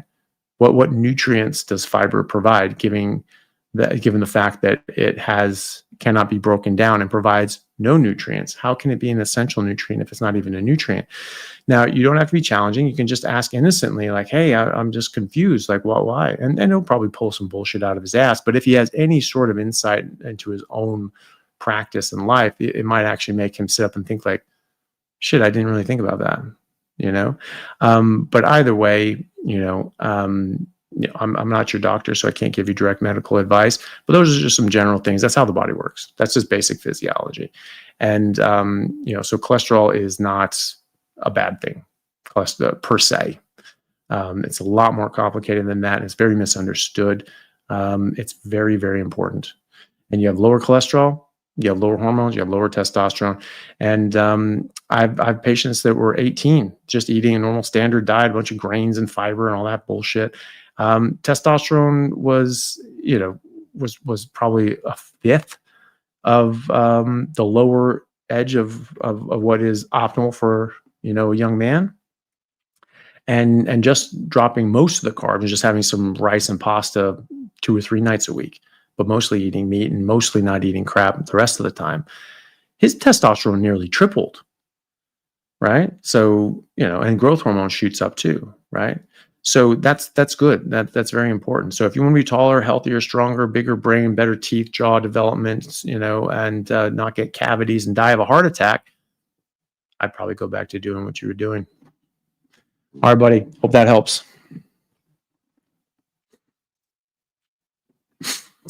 Belinda Chappell, thank you so much for the super chat. Thanks for all your videos. I went into premature menopause at 37, now 48, carnivore 6 months. Can I reverse menopause? Potentially. I mean, early menopause at 37. I mean, look, if you had some sort of issue that actually attacked and damaged your ovaries, or you had surgery that damaged them in some sort of way, then maybe not. But if it's just your hormones just sort of started to tank, 37 is not when that would normally happen. Again, going back to the hormone things that I just spoke about a second ago with Luke, the insulin is a very important hormone, and it affects hundreds of different processes in your body. It doesn't just affect blood sugar levels. It's a really, really, really important hormone. And one of the things that it does is it blocks estrogen production in women. It blocks testosterone in men and growth hormone in both. So this is not good to get deranged levels of insulin. So when you get rid of the carbs and the insulin comes down, then estrogen production starts going up. So I have absolutely seen women in your position that have not had their period in years actually regain their period as well. I've had women as old as 56, 57 that went into menopause, at 49, that started having their periods again and started becoming fertile again and making normal amounts of estrogen again, which is great. You look at women that are doing ketogenic diets or carnivore diets for decades and decades. Some of these women aren't going into menopause until their mid 60s, right? That's pretty amazing. And so that's what we should be thinking about, is that's probably what we're physiologically supposed to do. But at some point that's going to happen. Your body's not going to be fertile anymore, because it's just, you've had your run, you've had 60 years of that, so that's your time. But the adrenals pick up a lot and do a lot of for hormone production and things like that too. But at 37, certainly that's too young. I had a patient at 38, and her growth hormone, IGF-1, which is a marker of growth hormone, was probably that of a 70-year-old woman equivalent, and her estrogen was barely registered, and so she was in a so-called perimenopause, or thought she was, and had other metabolic issues and things like that we were looking at. And so the obvious choice was to go carnivore. So I counseled her on that. She agreed to do it. 3 months later, she's reversed her hormonal issues. Her growth hormone, IGF-1, tripled, went back to a healthy level, the optimal level for a 25-year-old woman, right? Didn't go too high, went perfect. And her estrogen went perfect, and her periods returned. Then I just saw her a few weeks ago. She had gone back, or last month, she went back, sort of dipping into other, comfort foods, easy foods, things like that. You got kids, you got a family, you got, stresses. It's sort of harder to sort of do something that not everybody else is doing. And what do you know? Her periods started getting a bit more infrequent. She started going back into perimenopause again, when in fact she's just suppressing her own estrogen production, right? And her growth hormone actually dropped by a third. So now it was sort of in between where she started and where she was before. So, less good, but still a lot better than she was. So still, had a lot of significant physiological improvements. But you can go back the other way, and it's very dependent on what you do, and it's very sensitive to that. Now, you've been carnivore for 6 months. Have you been like what I would consider carnivore, which is exclusively meat and eggs and water, and that's it, nothing else, right? If that's the case, then then you will absolutely start to get your insulin under control and things like that. Who knows? You could have very bad insulin resistance, and that's just going to take months. But usually after 6 months, you should be okay. If you're doing the whole fruit and honey version of carnivore, which is not carnivore, it's just animal based, because carnivore is ketogenic by definition, then maybe not, because that sugar and carbs and things like that will raise insulin, and that will keep suppressing your estrogen production. So, just meat, just water, and then see and give your body enough time. Make sure you're eating enough fat. Make sure you're eating enough, period. So that stimulates your body to heal and repair. And if you're under eating chronically, your body will not make you fertile, will not have a cycle, because it's just like, look, you're not healthy. We're in a famine. Now's not the time to have a baby, right? And so you won't start having a period again. Also, if you're on some sort of contraception or something else like that, that will make it so you can't see if you start having periods again, you may not even know. You may already be fertile and things like that. You have to check your FSH, LH, and estrogen levels, for instance, which you could do. You could just see, hey, look, is something starting to come back online? Those sorts of things. But yes, it is possible. It depends on what caused that and what drove that. If there was something that actually damaged your ovaries, then then maybe not, but it could be something that your body can reverse, but you just have to see. The other thing is that if it's really just the hormonal suppression through the food you're eating, and also plants have hormonal interrupters and endocrine disruptors as well. So you're cutting all those out, that can help. So for all these reasons, it's possible, and people have gotten their periods back. A lot of people, maybe people in this chat, have done that. Please, again, chat below, comment, let us know your experiences as well. I've certainly seen it in many, many, many of my patients and many people I've spoken to and counseled and things like that online. But yes, it depends on what causes it, but carnivore can undo many major causes of early menopause. Yeah, good luck with that. I hope it goes well. Oh, well, we actually have a lot of questions. Okay, let's try to get through these. HM Kells, thank you very much for the super chat. Hey, Doc, I've been a strict carnivore for about 35 days now and still experiencing quite a bit of IBS-like gas. Have I not given the diet enough time, or is it potentially an underlying condition? Thanks. Yeah, you're sort of on the bubble. A lot of times people with IBS and things like that can improve, but your microbiome is going to change, and there's going to be a lot of sorts of things. I mean, I would certainly give it a full 90 days and see how you go, but you could also be looking for some sort of underlying issue. Things like gas, I mean, that's usually your body just responding to something, and the microbiome is sort of producing gas as a result of that.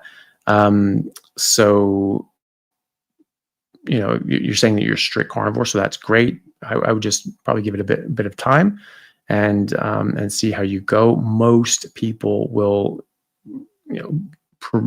improve their IBS and gas and things like that as their microbiome changes, and they get rid of all these different things that their body is not needing or wanting.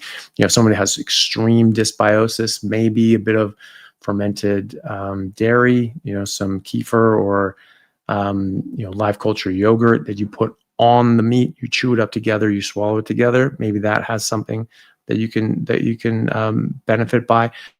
You have a reserve of bacteria in your mouth, though. Your oral bacteria changes dramatically when you eat meat and nothing else, and certainly cut out the carbohydrates. And so if you do that, so when you're carnivore, your oral bacteria change as well, and every bite of food that you eat, meat that you eat, that gets some bacteria in there, and that goes down as well. And that might be seeding your microbiome as well. But if you're using a bunch of like Listerine and disinfectants and just bleaching your mouth so you kill all those bacteria, well, maybe not. Maybe you're not able to get those down. So I would brush your teeth. Don't rinse alcohol washes or Listerine or all that sort of stuff, because you actually don't want to kill your oral bacteria when you have the right oral bacteria. Now, gingivitis and cavities, things like that are so prevalent that dentists are painting iodine on kids' teeth. It's just insane. Stop eating sugar, stop eating carbs. You'll stop growing the bacteria that eat teeth and make cavities. You will not get cavities. You're very unlikely to get cavities if you don't eat carbohydrates and artificial sweeteners and all this other sort of garbage. If you only eat meat and only drink water, you are very, very, very unlikely to get a cavity after your oral biome has established itself. But if you're bleaching your mouth, and obviously no one should be bleaching their mouth, but you're using disinfectants like Listerine or other mouthwashes, then that's going to destroy your oral biome and not be as healthy. It's like taking an antibiotic and destroying your microbiome, right? So you want the right bacteria, right? And if you're just eating meat, you'll get the right bacteria. And so that can help seed your gut microbiome. And if you feel that a bit of dairy, fermented dairy, like a bit of yogurt, like a bit of yogurt on there, you got billions of bacteria in there. You don't need much. You chew it up with it, take it down. That might be able to help as well. After you've established your microbiome, it perpetuates with the food that you're eating. Animals eat their natural diet, and they have the natural microbiome that helps support them optimally. You eat your optimal diet, you'll get your optimal microbiome, or you should anyway. So keep that in mind. But yeah, I would give it more time. Give it a full 90 days. But in the meantime, you could be thinking about, okay, is there something else getting in my system or something else that could be triggering off the IBS? You can still look for that now, but I would definitely give it more time. Yeah. McTree, thank you so much for the super chat. Really appreciate it. Hey, I have severe esophagitis and fundoplication for it a year ago, and it helped me, but now have silent reflux. I'm keen to try carnivore, but also have high uric acid levels. Would carnivore be a good thing for these conditions? Yeah, it can definitely be a good thing for reflux and esophagitis. A lot of people have improved in both of those things. High uric acid levels, they're typically from sugar and fructose in particular, alcohol as well. But it's not like the danger that people really imagine it to be. High uric acid levels in the blood does not actually translate to gout. There's actually a very poor relationship. There are people that have sky high uric acid their whole life, never get gout. There are people that have very low uric acid and get gout. And there's also multiple kinds of gout that now called pseudo gout that have nothing to do with uric acid. But you can't tell the difference. They look exactly the same clinically. And the only way to test is by doing a joint aspiration, sticking a big old needle in your toe joint and taking out an aspirin. I mean, no one does that because they get punched and then sued. So, they just say, must be uric acid. Here's some allopurinol. Well, look, there's like 5 other causes of gout known by name gout that they now call pseudo gout. But up until 20 something years ago, they were called gout, and there's just multiple causes of gout. And then they just decided uric acid is the gout, and everything else is pseudo gout. They're just pretending to be gout. Fine. They all do the exact same thing, and they feel exactly the same, and look exactly the same. You have to get an aspirate to tell what the hell the difference is. You haven't mentioned gout, so you probably don't have gout. And so just having high uric acid, there you go. You can have high uric acid and not get gout. Okay. When you go ketogenic carnivore, yes, that can help all those issues that you described. Will your uric acid level get higher? At first it will. And this is, again, another reason why we know that uric acid levels in the blood probably have nothing to do with uric acid levels in the joints, because it's how your body uses that uric acid. Is that when you go into ketosis, everybody's uric acid goes up. Everybody's. Mine, yours, everyone. For the first 6 months. And then it's back down to normal levels. Peaks at about sort of 3 months, and then sort of 4 or 5 months starts going down. 6 months usually back to normal. And that's because of keto adaptation. And that's actually how you can track keto adaptation. That's how we know you don't get fully keto adapted till about 6 months. But you'll be a lot better even before then. So ketones compete for elimination in the urine with uric acid. And so when you have high levels of ketones because you just went in ketosis, but your body's not actually used to running on ketones, so you can't use those ketones properly, you're going to have higher levels of serum ketone levels, and that's going to go into your urine. This is why people say, oh, I'm in ketosis, I got to check my urine strips and all that sort of stuff, because it was an easy way to check your ketones. Then after 6 months, people are like, oh my God, I'm not in ketosis. I have 0 on my ketone strip. My God, I need to eat more fat, and I got to stop doing this and do all that. And check their blood ketones, and it's there, right? It's fine. It's fine. It's just their body's using it now, and they don't have so much excessive amounts of ketones that it goes out in their urine. And then this is when you'll see that uric acid level come down, because now you can pee it out, right? But is high uric acid level necessarily a bad thing? Well, you don't have gout, so that's not the problem. That's usually the problem people associate with uric acid levels. But what does uric acid do? It's actually one of our body's strongest antioxidants. It's actually one of the strongest antioxidants that we have. Actually lowers oxidative stress and inflammation and things like that. So why are we saying that we need it as low as possible? Well, actually, that can be a good thing too. And maybe your uric acid levels go high because it's supposed to be high, because you're dealing with a lot of oxidative stress. Maybe because you're eating a bad diet that causes a lot of oxidative stress. When you go into ketosis, it will go up, and almost no one gets gout. Then after 6 months, and if they do get gout, they might get a flare-up or two, and then they basically don't come back. But then after 6 months or so, uric acid levels come back down, and they're basically at normal levels. And so yours might come down actually below even more, because now you're not going to have as much inflammation, oxidative stress. So maybe your body says, we don't need this. And you're not eating the sugar and all that sort of stuff. Alcohol, things like that. So I have absolutely seen it help a lot of those things. Uric acid is, as I described, it's a much more nuanced issue than people realize, and is actually a really strong antioxidant. So it's not all bad. JV Free, thank you very much for the super chat. I ate a grape. Keep up the good work. All right, good for you. I hope you enjoyed it. Don't give it to your cat or dog though, because it'll kill them. That's how we know these things have toxins, because they kill other animals. And we know our body treats these things are toxins because our bodies treat them as toxins. These things come in our body. We don't use them for any physiological process. Our body's just trying to break them down and get rid of them. So we're saying, oh, this is good because it's causing this antioxidant cascade. No. Your body's doing an antioxidant cascade to stop that crap that you just ate. It's not being used for anything else. It's just immediately getting broken down. So we know these are toxins because our bodies try to detoxify them. That is how that works. And so if your body is detoxifying, it's not using it for any physiological process, that's a toxin. Okay, quality life is need of the hour. Is need of the hour. Thank you very much for the super chat. I really appreciate it. Hi, doctor.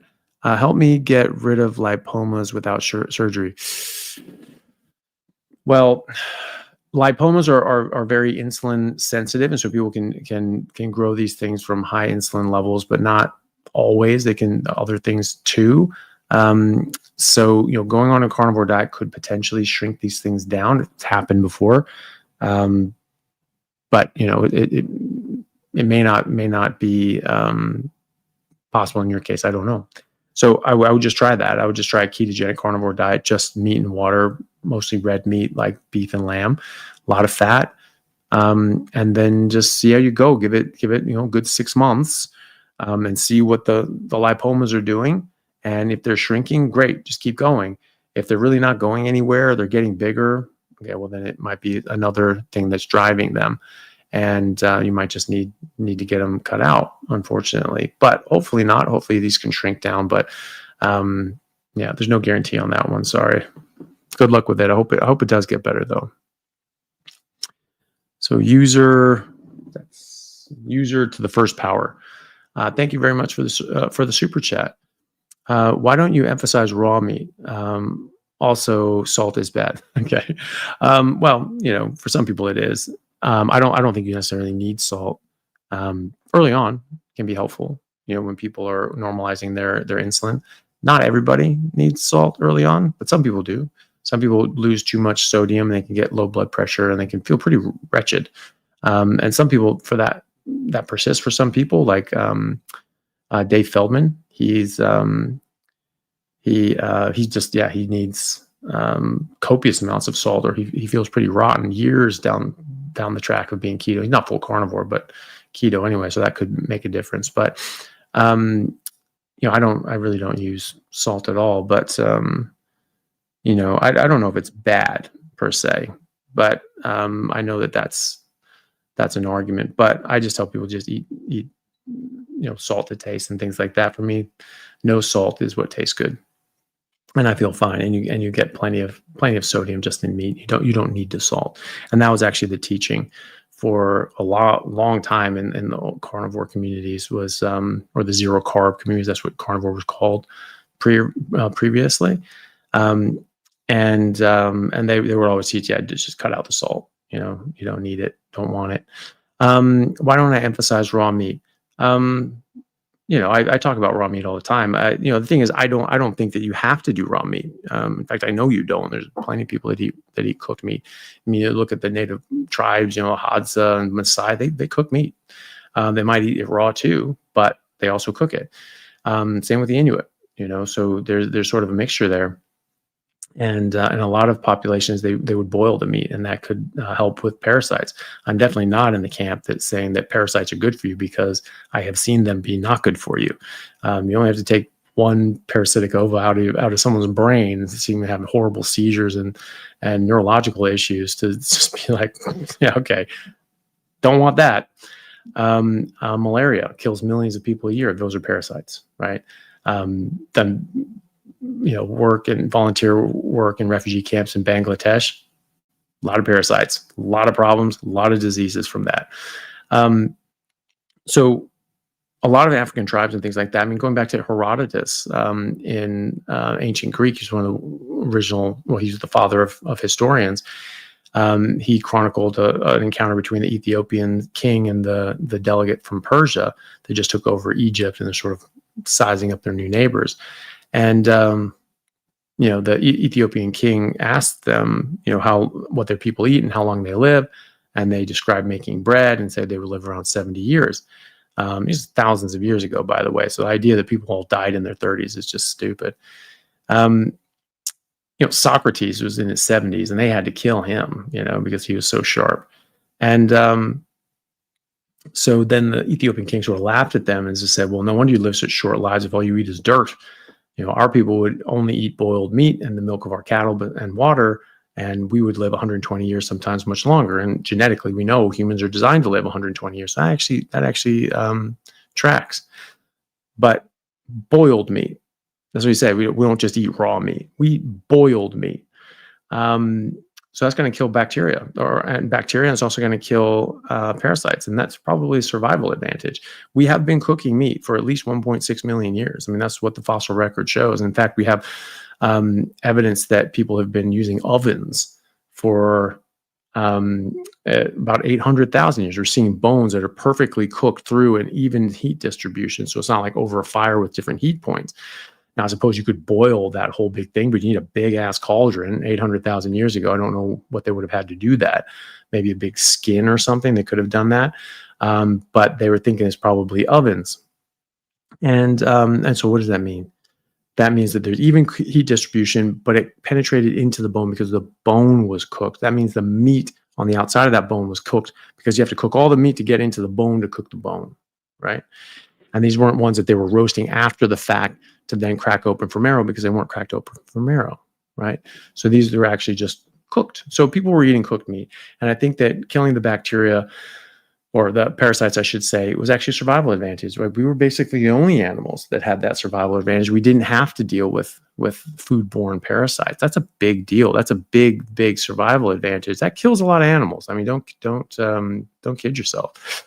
Raw meat's great. I don't think there's any downside to eating raw meat as long as it's not contaminated and doesn't have parasites. None. I don't think there's any downside. There are some proteins that you can't really break down. I mean, things like tough collagen and gristle and connective tissue, you're not going to break that down properly. So you actually will make those, you'll denature those proteins and actually make them more bioavailable. You will, but you will lose other things too. You'll lose taurine, you'll lose glutamine, you'll lose other things. The argument that there's certain enzymes in the vacuoles in your cells that once you heat them up, they won't they won't be there, so you can't help digest. Well, we know since the 50s that kids eating cooked meat as their first food can absorb over 98% of the meat that they're eating. So you're doing fine. Okay, you want to get 1 more percent by going raw? Have at it.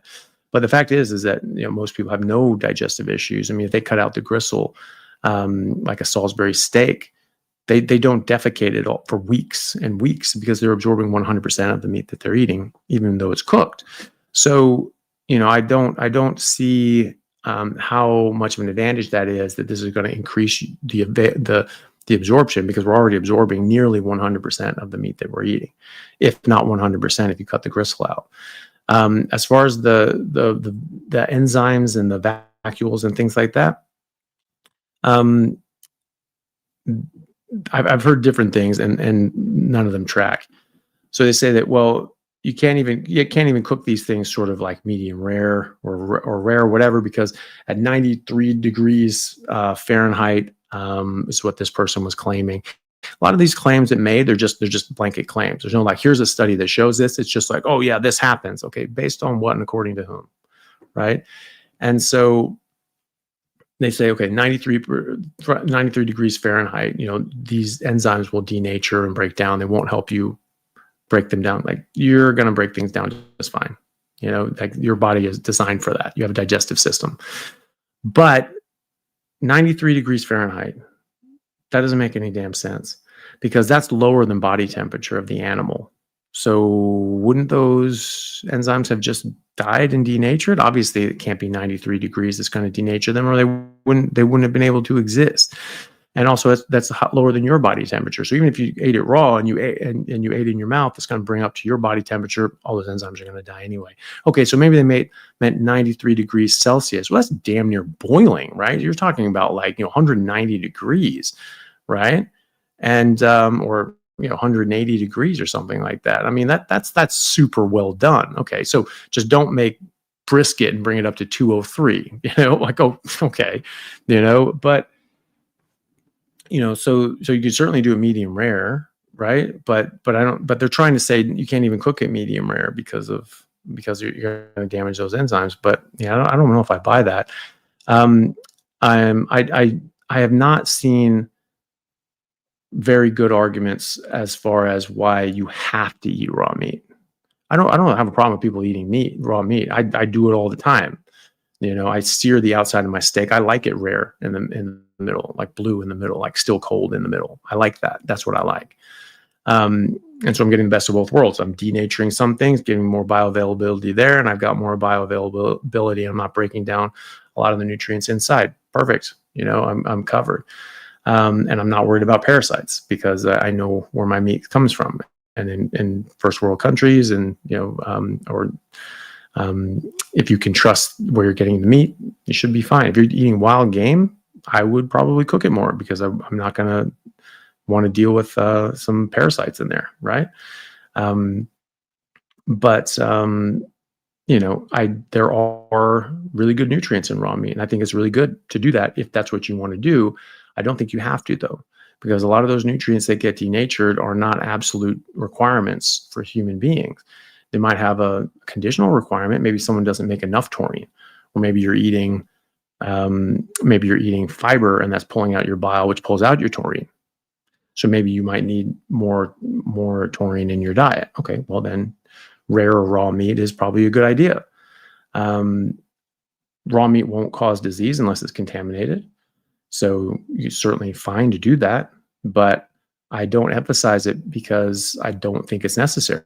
And that's not to appeal to more people. That's an accusation that I've gotten before. I have not been convinced of the arguments that you have to eat raw meat. They use Pottinger's cats. Those are cats. We're not cats. So we have different nutritional demands and requirements than cats do. And so, there are all sorts of populations that, again, we've been, to just cap this up, I'll just go back to what I said before. Human beings have been cooking meat for at least 1.6 million years. Homo sapiens have been around for about 300,000 years, maybe 500,000 years. New research has just come out to say maybe that. best case scenario, 1.5 million years before Homo sapiens even existed, we have been cooking meat. So whatever happens to meat after you cook it, we are well used to, we're adapted to. The other thing is, if you cook it, you get these heterocyclic amines, you get all these AGEs. No, again, we've been having those for 1.6 million years over an open fire. The studies that say that these things are carcinogenic and things like that were done in mice who have not been eating cooked meat for 1.6 million years and are not adapted to that. And also they're given to them in levels thousands of times higher than you'd get from even a really burnt piece of steak. Okay. So that's not translatable, and it's not in the doses that we actually encounter. Okay. So it's a useless study, right? What about AGEs? AGEs are bad. Okay. Well, AGEs are bad in context.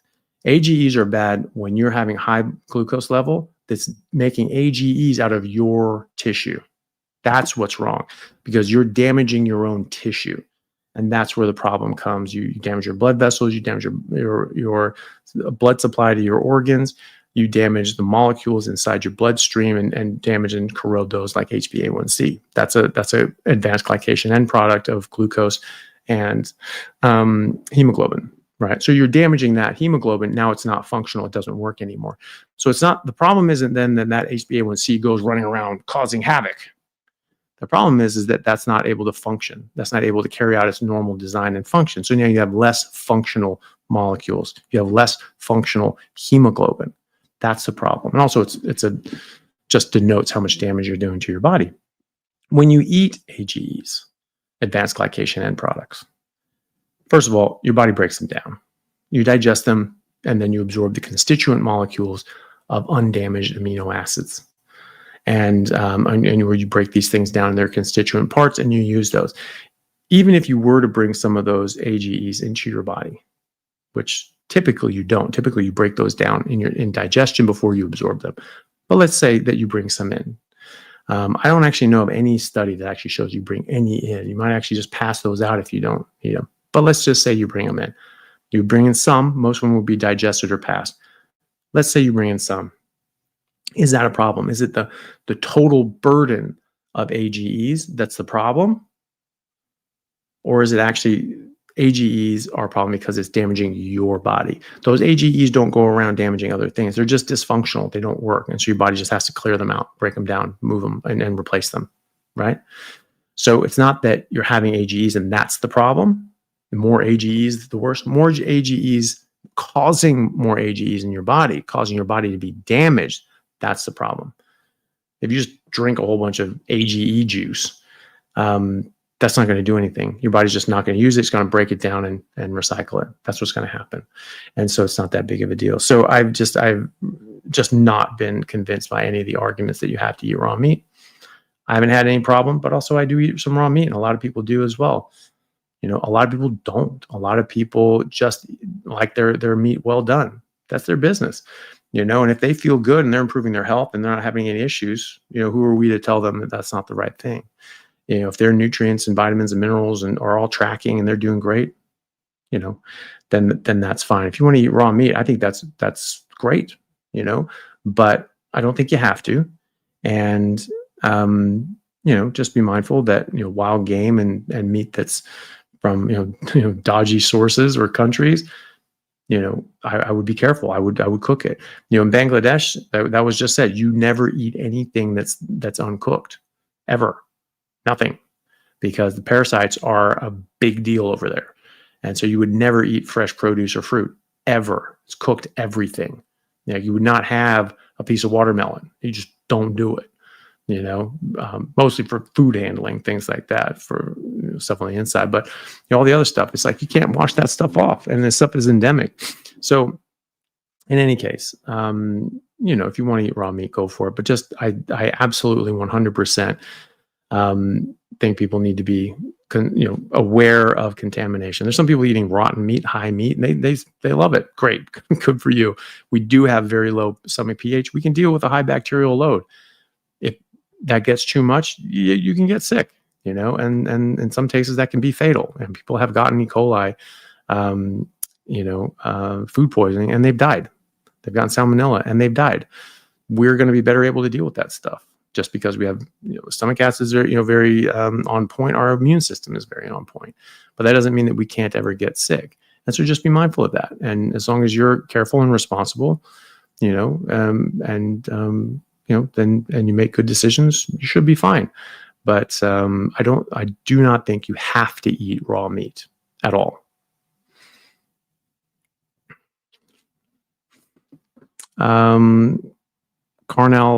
Carnazlin. Cool name. I've never seen that before. Thank you very much for the super chat. I really appreciate it. And I know I butchered your name. I apologize. Couple questions. Is physical activity more important for carnivore to work, essentially mimicking hunters back in the day, bringing home their meal? Also, should we be removing healthcare products like shampoos, deodorants, etc.?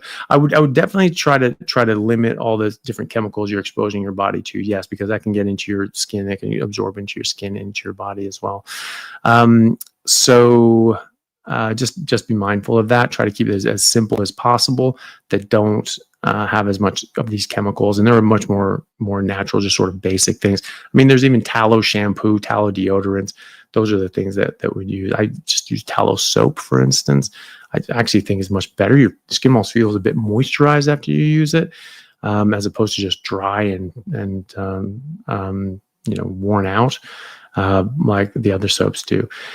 As far as is physical activity important? It's really good for you. Physical activity is really important. It's really good, but it's not necessary. You don't need to be physically active in order to make carnivore work. No. There are people that are basically bedridden with their weight or their health, and they go carnivore, and that's what actually allows them to get out of bed and go start doing things. There are people that have lost 500 pounds. They were not able to do that with exercise because they could not exercise. So you have to do it with nutrition for the first major part of that, and then they lose enough weight, and then they can start at least walking, or maybe we're just walking up and down the hall and back, and then a little further, and then multiple laps, and then they're outside, and then they're going to the gym, and that's great. But at first, it was just diet because they could not exercise. And so, I think Peter T has a lot of great insights, sort of things I significantly disagree with him on. So this is the whole cholesterol idea of things. But one thing that he has said that, before you try to work out the fine tune the issues with your carnivore diet or whatever, if you can't do even one pull-up, that's your main problem. Okay. That may be your problem, but it may not be something that you can address just yet until you fine tune your carnivore diet or whatever. Because if you weigh 700 pounds and you're bedridden, how the hell are you supposed to do a damn pull-up? How are you supposed to go to the gym and work out? You're not going to. So you actually do have to get it right. You actually do have to do the diet side right, because that's the only way that you're going to lose 500 pounds in order to go into the gym to even attempt a push-up or a pull-up, right?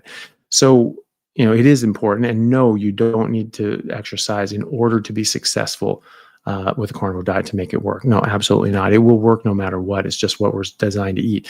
Animals in the zoo, when fed their natural diet, they're ripped. They look like they're on steroids. They live in a pen the size of this room. It's the definition of a sedentary lifestyle, and yet they are healthy as hell, and they're fit and strong and healthy looking. Now they would be more fit if they were out running around hunting and running from hunters and all that sort of stuff, but they are still very healthy just eating their natural diet. Right? So that's a really important distinction. Thank you for bringing that up. But no, you don't need to exercise in order to make a carnivore diet work. It will work no matter what you do. You will be healthier if you're able to exercise as well, and you'll feel better. And so, and you'll get quicker results. You'll lose more fat, you'll put on more muscle, and you'll feel better, and you will be healthier. And so that is an important part of any sort of health plan dynamic, but it is not required to make carnivore work. Carnivore is its own thing. Carnivore just works because it works. Okay, MCD Ultimate, thank you so much for the super chat. I appreciate it.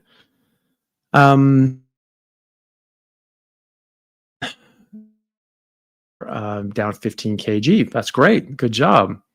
Just a question regarding Addison's disease, which I've had since I was 8 and now 67. Was there a question to do with that, or is it just you want my thoughts on Addison's? I'm not sure. I'm not seeing another question with that. Well, okay. So just generally with Addison's, you may still need to take your medication. It depends on what's going on and why you have Addison's, why you aren't able to produce cortisol, things like that. And you may still need to take medication. So I would just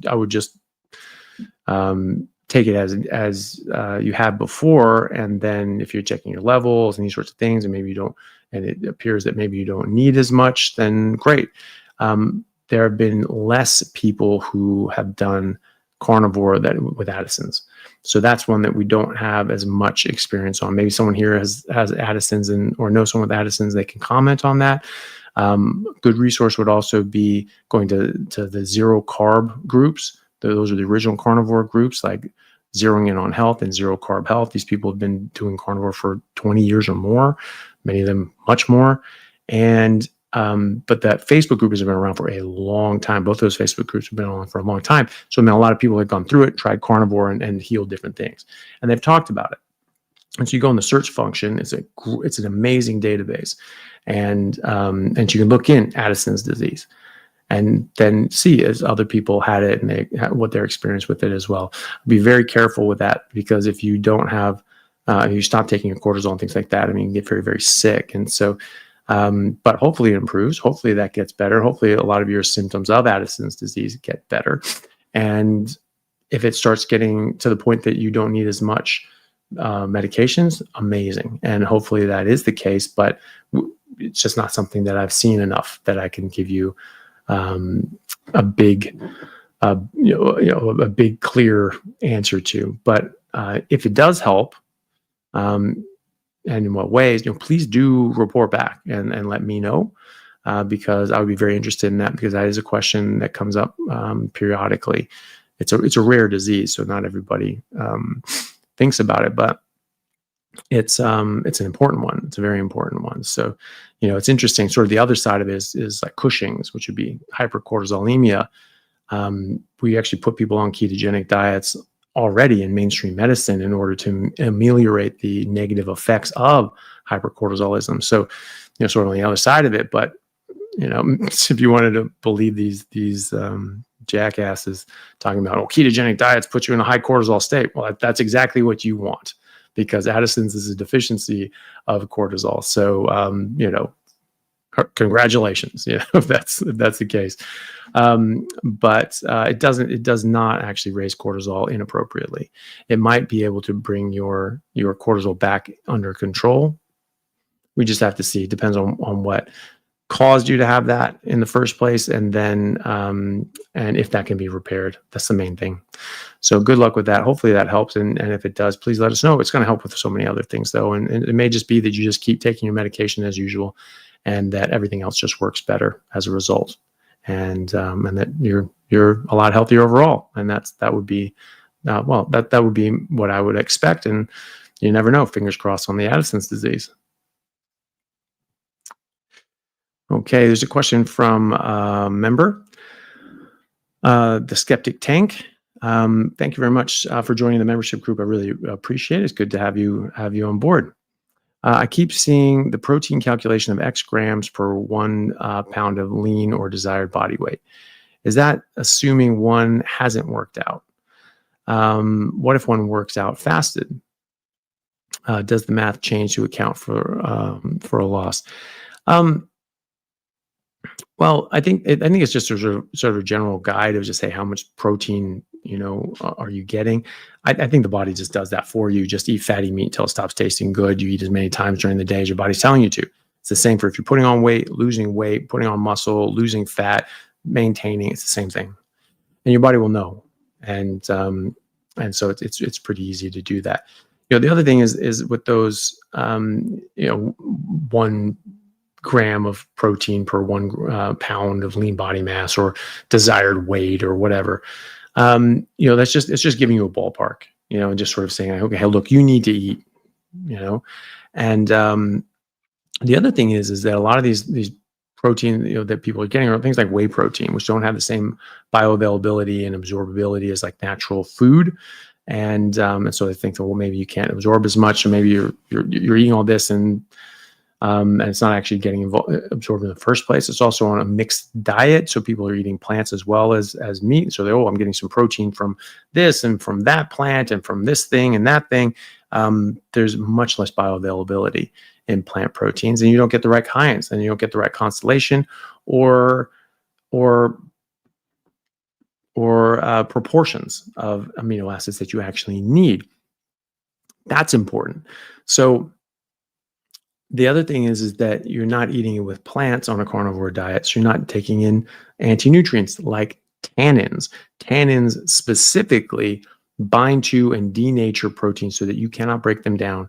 You cannot absorb them. You do not get them.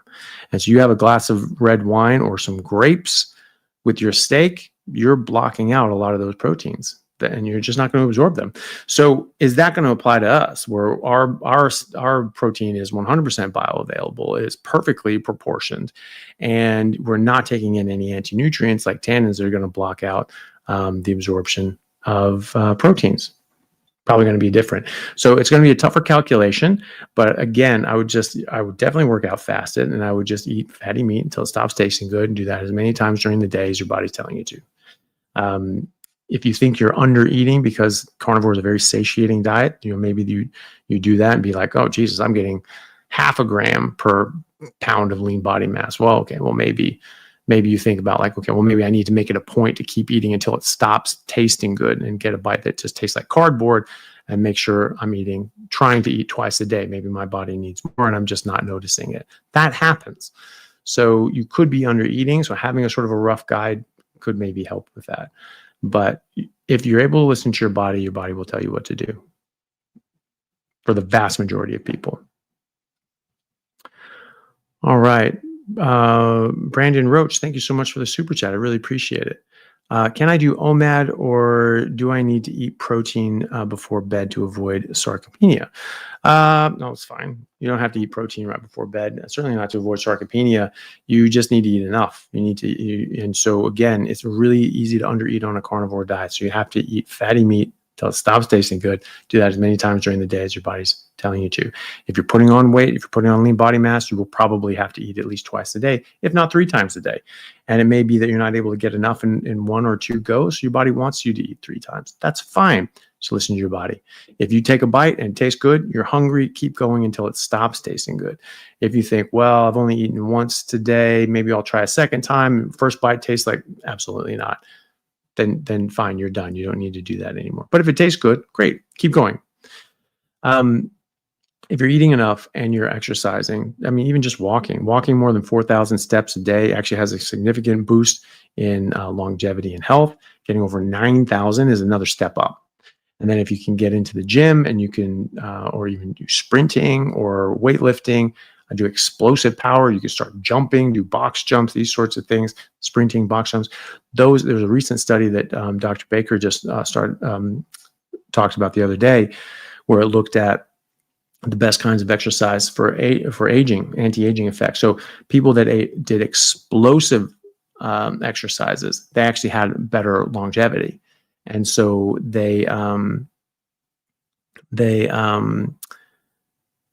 so things like jumping and sprinting and things like that, those are the things that actually were associated with the best long-term outcomes for health and longevity. But if you're eating enough and you're eating enough meat and you're not eating anything else, and you're doing some exercises and working up to more exercises, you're just challenging yourself, you will be able to keep on lean body mass. But the less you do, the less you'll be able to do, and then you will start becoming sarcopenic, even if you do have a good diet, especially if you're under eating.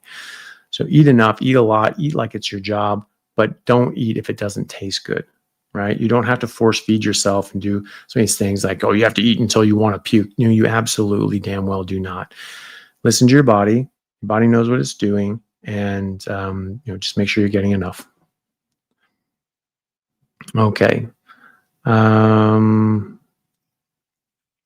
Okay, so thank you. And so that's all the questions. Thank you all very much for that. There's some super stickers here by Steve Large. Thank you very much for the super sticker. I really appreciate that.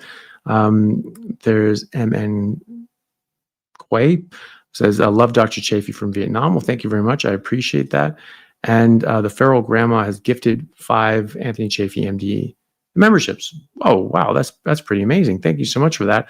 I don't know what that means. I don't know if that means that 5 people get just free memberships, or if that's like first come, first serve. I'm not sure, but that's really kind of you anyway. And yeah, so that's really sweet of you. Thank you very much for that. See what's here. Kindle Jaded Hunter received a gift of the new membership from Feral Grandma. That's great. Something from, was it Primitive Farm Mom says, every human being owes it to themselves to go carnivore once in their life to know what being fully human feels like. I agree. I mean, if you haven't done this and you don't know, and people lie, like people going around saying, oh, I did carnivore and did it. No, you didn't. You've never done carnivore. Zane Griggs lies and says he does carnivore. Oh, I did carnivore and it did this. No, you didn't. He said explicitly, publicly, that he's never done carnivore, that he never done ketogenic, that he's never gone below 100 to 150 grams. So these are just lies. And there are a lot of people saying, there's that one influencer, all her videos are about eating a whole bunch of veggies and carbs and all this sort of bullshit. It's almost all vegetarian, some meat, sometimes eggs occasionally. And most of it's just plant-based. And then she's did this video, this whole big, sad, scary thing. It's like, oh, I tried to go carnivore because I wanted abs, and I got abs, but I also got PCOS, and I went to the hospital. And it's like, no, you damn well didn't. It reverses PCOS. And then she says she's in the hospital, and she has a picture of an arm on a drip. Doesn't show her, so it's probably someone else. You don't need to be on a drip for PCOS. That's not a thing. Yeah, and you don't go to the hospital with, oh my God, PCOS, and you have to go to the hospital and be put on a drip. Like, that's not a thing. So it's just fear mongering and just being paid to bash the carnivore. Oh, it's dangerous. It hurts me. No, it didn't. Damn well did it. You've never even done it. So go away. But thank you. I agree. Everyone should try it, and just to see. Oh, goodness. Okay. So it's just a quick question. Well, maybe not a quick question, but a question from Diana Cole, who says, Dr. Chaffee, my daughter is age 43, was diagnosed with lesions on her brain. Will carnivore help? It depends on the lesions. It depends on a lot of things. So there's certain lesions that can improve. MS lesions, for example, we have been seeing them improve. I'm getting ready to publish a case series on people who have improved their brain lesions. So that's significant. But, are these tumors? Are these MS lesions? Are they fungus? Are they parasites? We don't know. Lesions is a general term for just things that shouldn't be there, right? And so it just depends. Things like different tumors can be helped by meningiomas. There are some studies looking at ketogenic diets to show improvement. I've certainly seen anecdotally people shrink down their meningiomas and take pressure. I mean, one had one infiltrating their optic nerve and was affecting their vision, and then all of a sudden it just sort of shrank back out and their vision returned. Amazing. And things like different sorts of tumors, we're looking at ketogenic metabolic therapy. Being in ketosis can limit the glucose that tumors, cancer cells require to thrive on, and then they sort of start shrinking down and can be helped that way. So it depends, but it's going to be well worth it anyway, because there are so many other reasons that this can help her, and depending on what type of lesions, potentially. If it is something like MS, it needs to be very, very strict. So just beef, lamb, water, that's it, and very high fat. I have an MS protocol. It's very good for anybody with any sort of neurological issue, just how to optimize your neurological health really in recovery. And that's on my website, just dranthonychaffee.com. So dranthonychaffee.com. And if you go to that, you should be able to find the MS protocol. And yeah, good luck to your daughter. I'm sorry to hear that. And a new member, ABRY4QI. Thank you so much for joining YouTube. And thank you all for joining. It's been a pleasure. Did one of our long sessions today. So Jesus, it's 1 in the afternoon. So Yeah, I got to go. So I think that's been about 3 hours. I was planning to do about an hour. So I got to go. But thank you all so much. I really appreciate it. And we'll see you all next week. Take care.